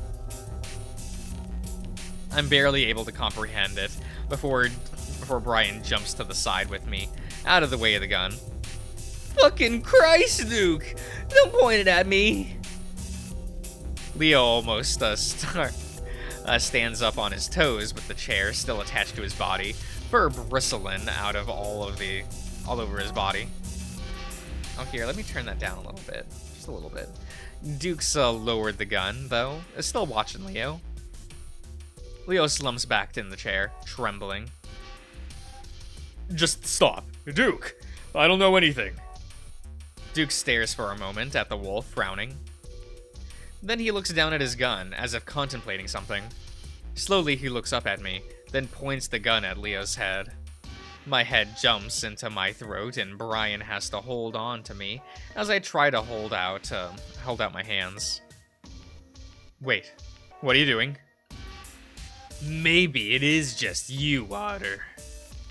What? It's you I've been seeing out before you got here. And it was you I saw sneaking around at night. What the hell are you talking about?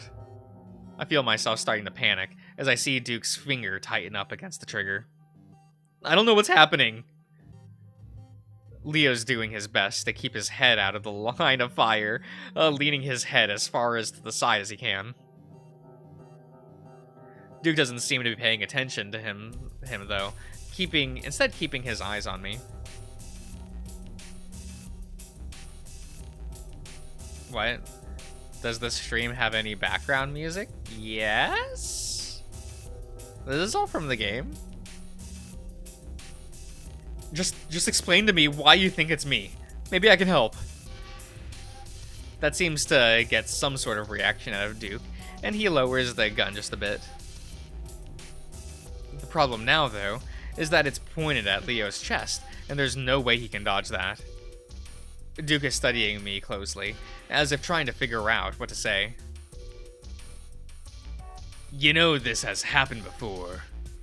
My mind races. The mass hysteria thing, like 100 years ago. Yeah, that's right. See? How do you know that? He looks closely at me, but I'm relieved as he finally takes the gun away from Leo to the point and points it at the ground. I did some research before coming here. I'm doing a news story on Echo for school. Duke is enjoying.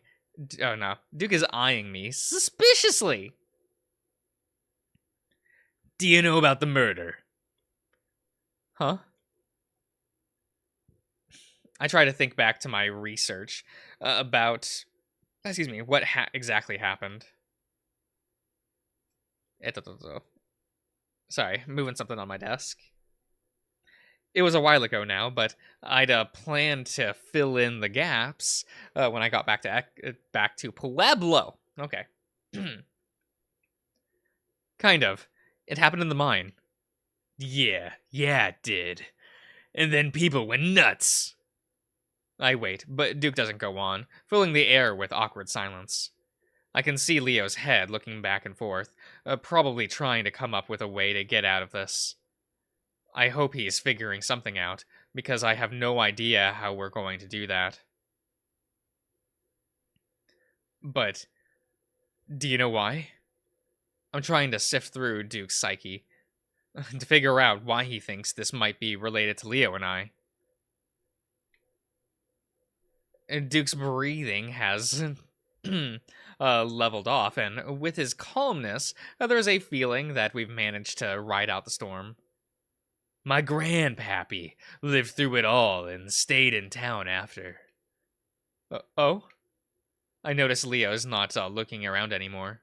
Instead, his eyes are trained on the door behind me, and slightly to my right. I want to look back, but Duke seems distracted right now, so I try and keep him engaged. Yeah, it happened weeks after the body was found.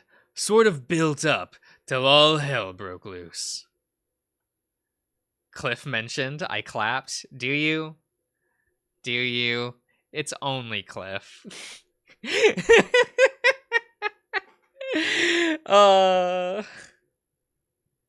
Man. I don't like Cliff. It's like I'm not a big fan of Cliff, not a big fan of MrJosh. We just here. Leo nods his head slightly, eyes still on the door, and my heart leaps in my chest as I realize, as I realize what might be happening. Do you know why that was? Duke shakes his head. There's something bad in this town. The earth's bad, the air's bad, everything's tainted. So, you think something's in the air, or water, or something? I lean a bit to the left to try to keep Duke's eyes on me, away from Leo or the door. I don't know about that, but my grandpappy thought that, 'cause they didn't catch the murderer, it planted some seeds in the bad dirt. Duke looks at the ceiling. And grew something terrible. Was until they killed the guy that that did it that it stopped. That's news to me. I didn't read anything about that the murderer had been caught. Duke looks back down at me. So I don't know what it is. If it's a murder or guilt, or not catching someone that did wrong. I hear the softest sound of a foot pad against the floor behind me, and pray that none of the others did. But it started when you got here, so you gotta forgive me for wondering if one of you did something bad. Duke starts to raise the gun again. And brought that guilt back to this poisoned land to grow the seeds again. Duke doesn't sound like himself at all. Not even his recently crazed self. Still, though I don't want to admit it, I start to have an idea of what Duke might be getting at. How this all fits into our history. What was that kid's name a while back that died in the lake? He wasn't murdered.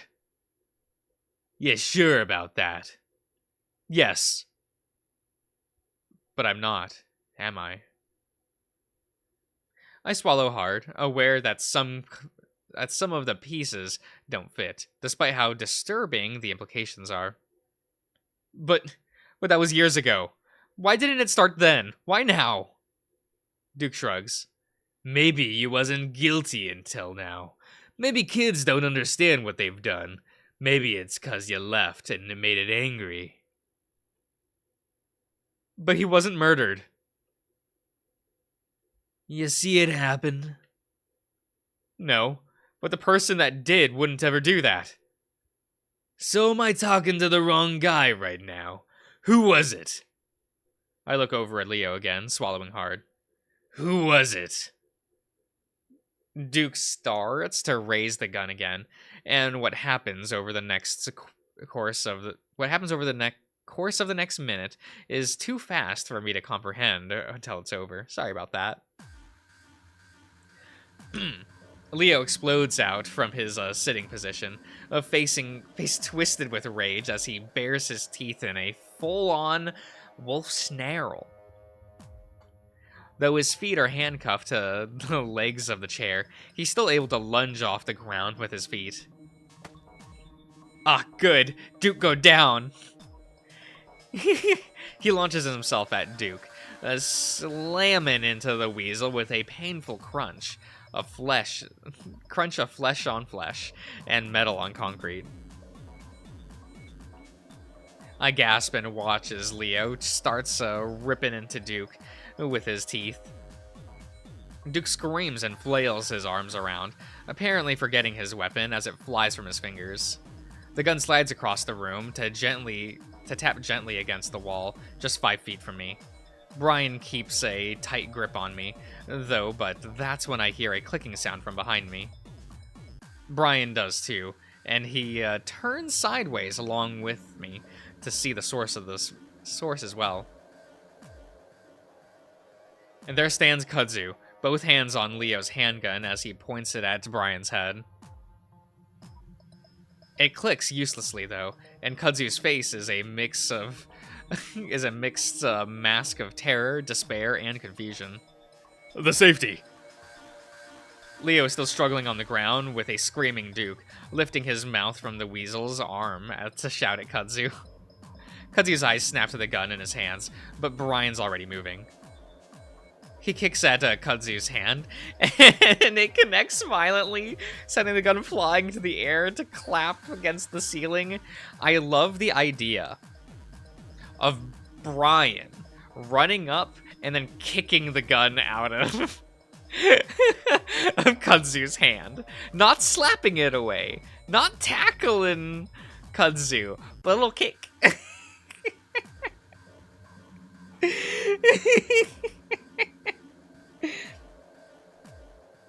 Brian lets go of me at that point, reaching out to catch the gun.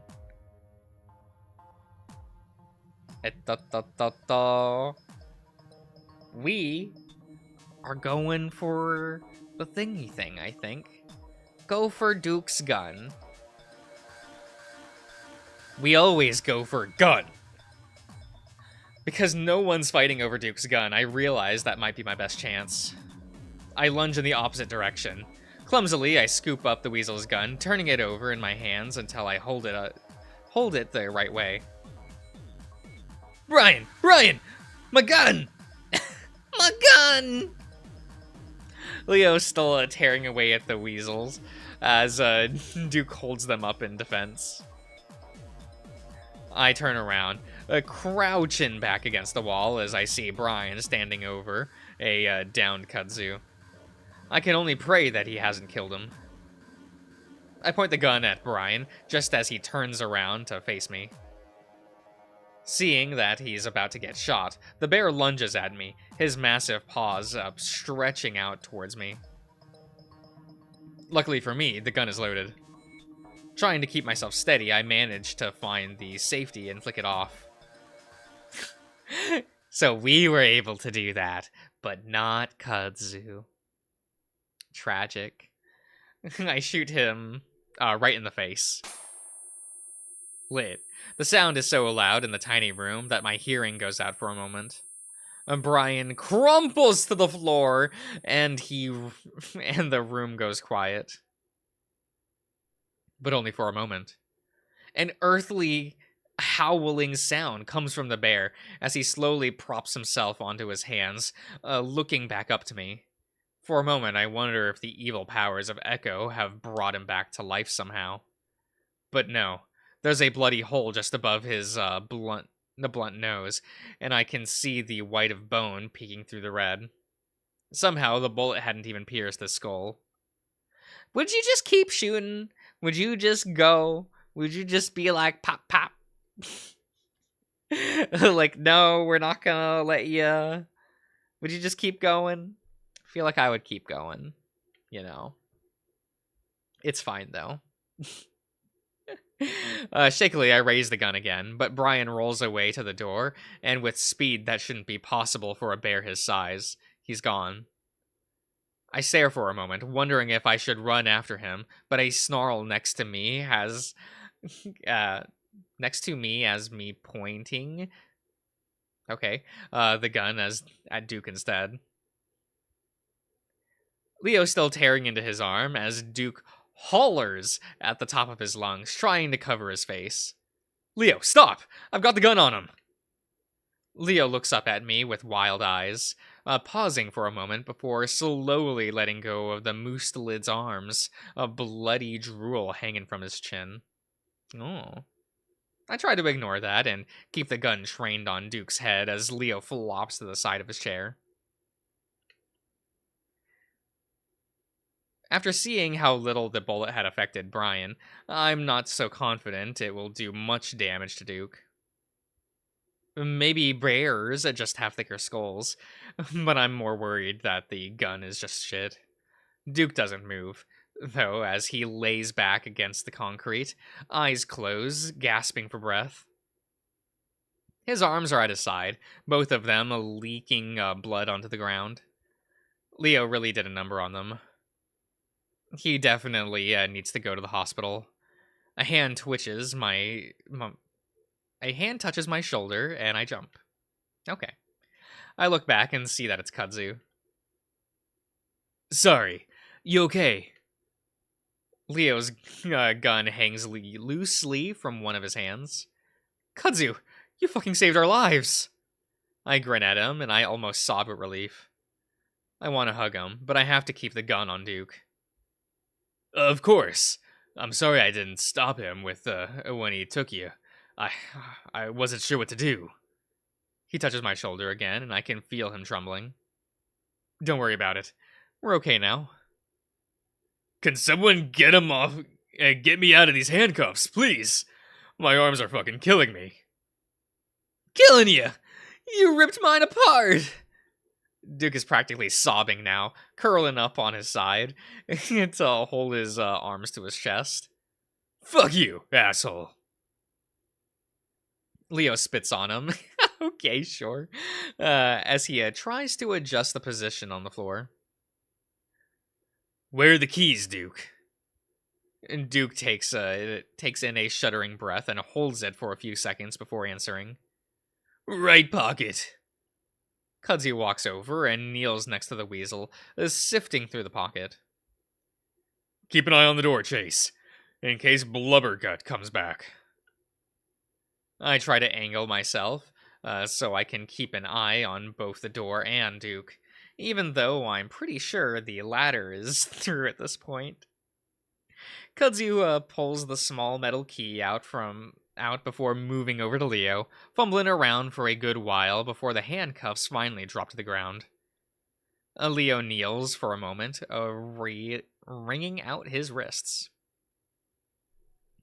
You okay? He smiles at me. I'm a little sore, but I think I'll be alright. He gets unsteadily to his feet, taking a pair of handcuffs up with him before bending quickly to give me a kiss on the head. I'm happy you're okay, Chase. And thank you, Kudzu. He slaps the raccoon on the back before turning his attention to the weasel. Duke notices and quickly curls up tighter. I was just trying to help everyone. Leo grabs him by his bloodied arm before yanking him violently to his feet. The weasel screams, screams double as the wolf twists those arms behind his back, handcuffing him. Why the hell do you have to have so many handcuffs anyway? Duke starts sobbing again until Leo whips him around and slaps him across the face. Duke sways, stunned by the power of the blow before Leo brings the hand back and hits him on the other cheek. Shut the fuck up. Leo ignores Kudzu as he pulls the chair back up and throws Duke into it so violently it almost trips over. Leo, everyone has kinks. Well, you know.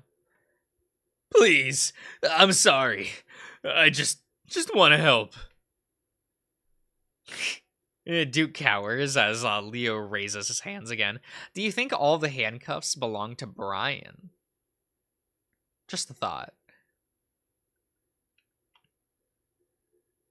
I realize how tightly I'm holding onto the gun, and though I'm pointing at the ground now, I'm sure to take my fingers off the trigger. What? Not sure, but it's definitely comes before in least mathematic serial killer. Elvis near tasted men, Josh. Oh my god, rude. I mean, my number one in this game is still Leo. Number 2 is probably Mr. Bronson.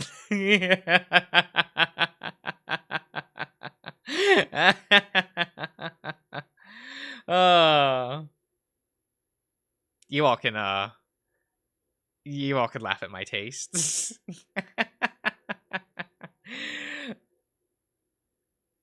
Bronson, right? He was kind of cute. While Leo's violence is a little disturbing, it's almost comforting to have him throw his weight around after how the weasel had threatened us.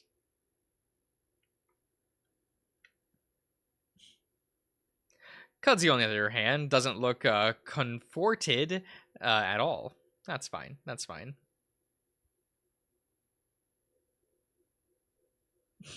Daddy Bronson and Leo, they're good. They're both good boys. He's still trembling from the earlier fight, and he's pulling at the fur on his chin as he watches Leo. Careful, Leo. Let's just take him into the cops or something. Like, the art of Jeremy is kind of... No, Jeremy's hot. There's no questioning that. That's a good boy. That's a good chunky boy. Like, he's hot. Oh, Bronson and Leo together? Kind of cool. Kind of cool. Kind of hot. Bronson's the bottom. Uh,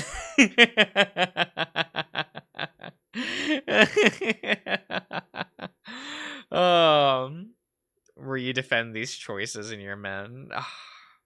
I mean, it's fine. It is very fine, Kopiko.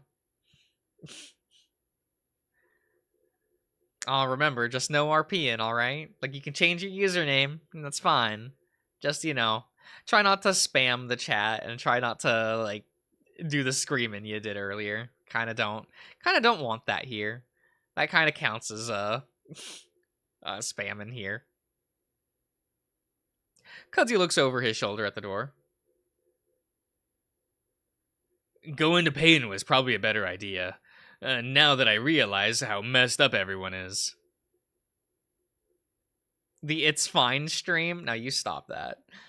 Yeah. I mean, if that monster they're talking about isn't real, would have been better to risk that than get involved with these idiots. But we saved Leo! I hadn't even thought about the supposed thing keeping everyone from leaving town. It seems silly now that we'd let a stupid story like that keep us here. Leo doesn't seem to be listening. You're a fucking lunatic, Duke. Lunatic, Duke. Why shouldn't I just kill you right now? Leo! Leo looks over his shoulder at us, finally shaking his head at Kudzu's conspiratorially. Kudzu goes silent as Leo goes back to staring down at the weasel. Now explain to us what the hell is going on. Leo leans in closer with his bloody muzzle, and Duke cringes back. Tell the truth, and maybe I'll let you go. Leo glances at me. I won't kill you, at least. He's trying to make it clear to me that he's just trying to scare Duke. At least that's what I hope he's doing. Oh my god. Excuse me. I already explained. Duke's eyes start dart back and forth between us. The way he's kicking his feet around with a high-pitched, whiny voice makes me think of a child. A really ugly, malnourished child. He has so many canned food, though. How is he the malnourished? I feel a little bad for him, though.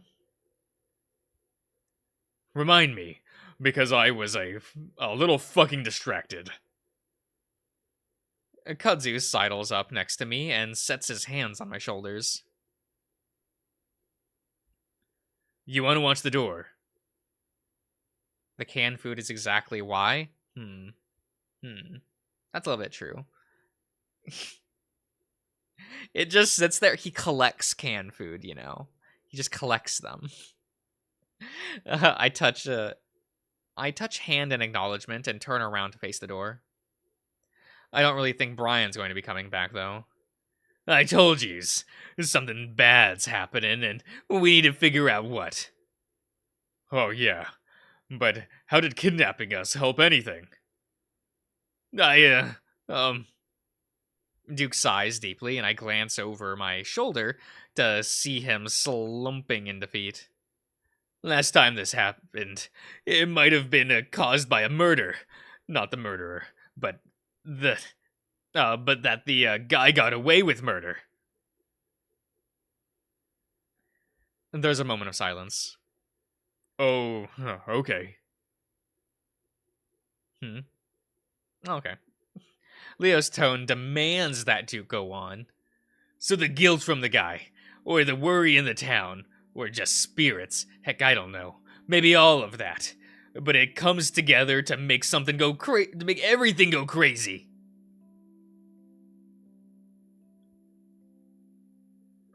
Okay, sure.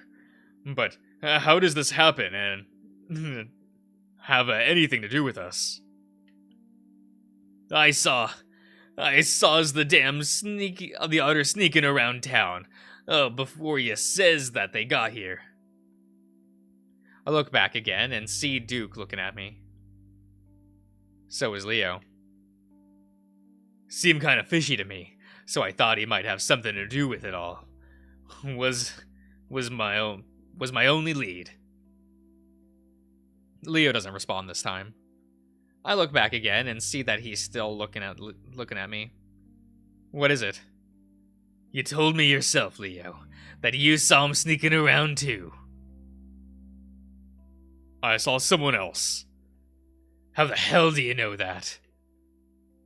What are you guys talking about? Kudzu, can you watch the door? I finally turn around. Leo leans one hand on the back of Duke's chair and sighs. If you remember, Chase, I told you that I thought I saw someone out my window that looked like you. Leo turns his glance back to Duke. Got drunk with this asshole and accidentally told him about it. But we both saw it. Isn't that a little bit strange? Some otter came by the town that looked like Chase. What the hell else was it? Leo glances back at me, and I feel like there's some doubt in his eyes.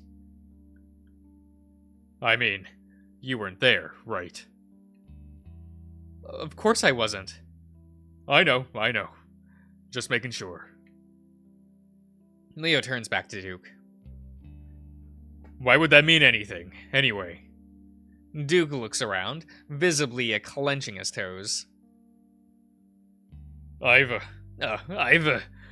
heard stuff about doubles, like doppelgangers or something. Doppelgangers?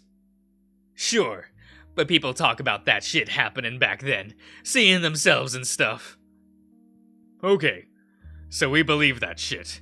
Why would it mean he has anything to do with anything?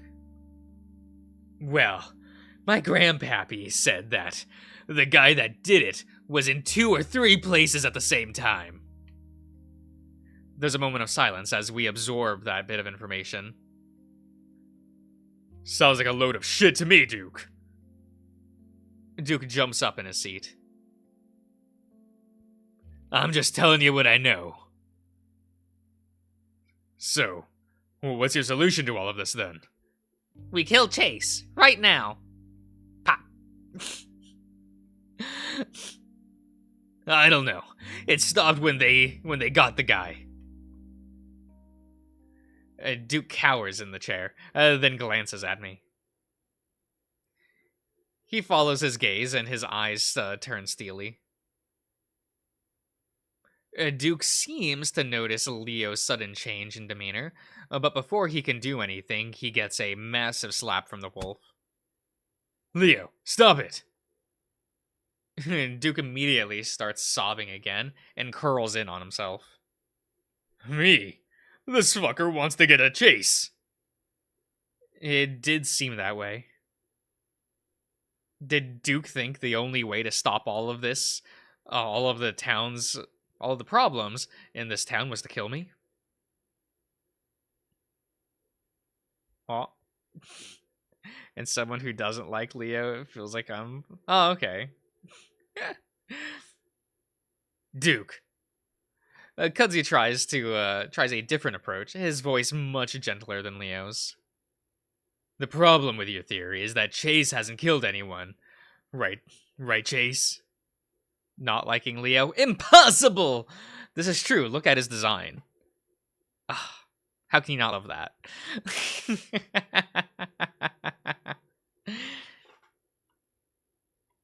Of course not.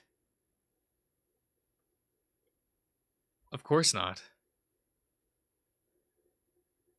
So maybe we need to rethink things a little, huh? Or maybe he can do that in a fucking jail cell. We're going back to my van. Then we're gonna get the hell out of here. If we can. I'm still unsure about that thing the mayor was talking about. What thing? A monster or something. The mayor told us it's killing people that are trying to leave. Leo stares. Has the town really gone that fucking insane? Leo shrugs. There were bodies. Jesus. Leo looks around. Well, it still sounds like bullshit. But if there is anything, we'll be fine if we leave in a car. Yeah. The motel is closer. We can use my car instead. Sure. Duke is still staring at me with a hard look. I get the feeling that despite all of the things we just told him, he's not buying it. Leo hauls the weasel off of the chair, gaining a little squeak of pain from Duke, as he's forced to break eye contact with me. What about the others?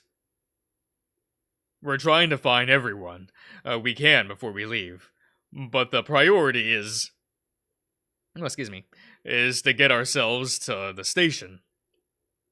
Leo pulls me he pulls me to stand in front of him before gesturing to Kudzu. Kud, take the gun. Safety's off now. Kudzu visibly frowns as I hand it to him. Yeah, sorry about that. I want chase between us. I don't trust these fuckers to not try anything, especially if Brian comes back. So, with Kudzu leading the way, we make our way out of Brian's home and into the night. Okay, let me just think that's a decent place to stop for the night. There we go. We did the rescue operation. We'll be doing that. So I guess the question is, do we stream this on Halloween? Or do I do other things on Halloween? Because I won't be able to stream tomorrow. And of course, Wednesday is Final Fantasy night. So, we doing that. So the next time I'll be able to stream is Halloween. But what do we do, guys? Do I do something special for Halloween? Or do we just keep reading this? Maybe both. I guess it depends on how early I start streaming. Maybe. It really depends. Like, we could be playing this. We could play Resident Evil. That could be it. Silent Hill Classique. Oh, maybe. We can do that. Like Halloween Spirit modded. What does that mean? What do we do? What? I don't know. I'm not sure. Not sure at all. Is what it is. Oh. Yeah, stream original Silent Hill for like the 80th time. No, that's possible. That is possible. But alright, everyone. I'll be ending the stream here. So I hope you have all enjoyed. And I'll see you guys around. Have a good night, everyone.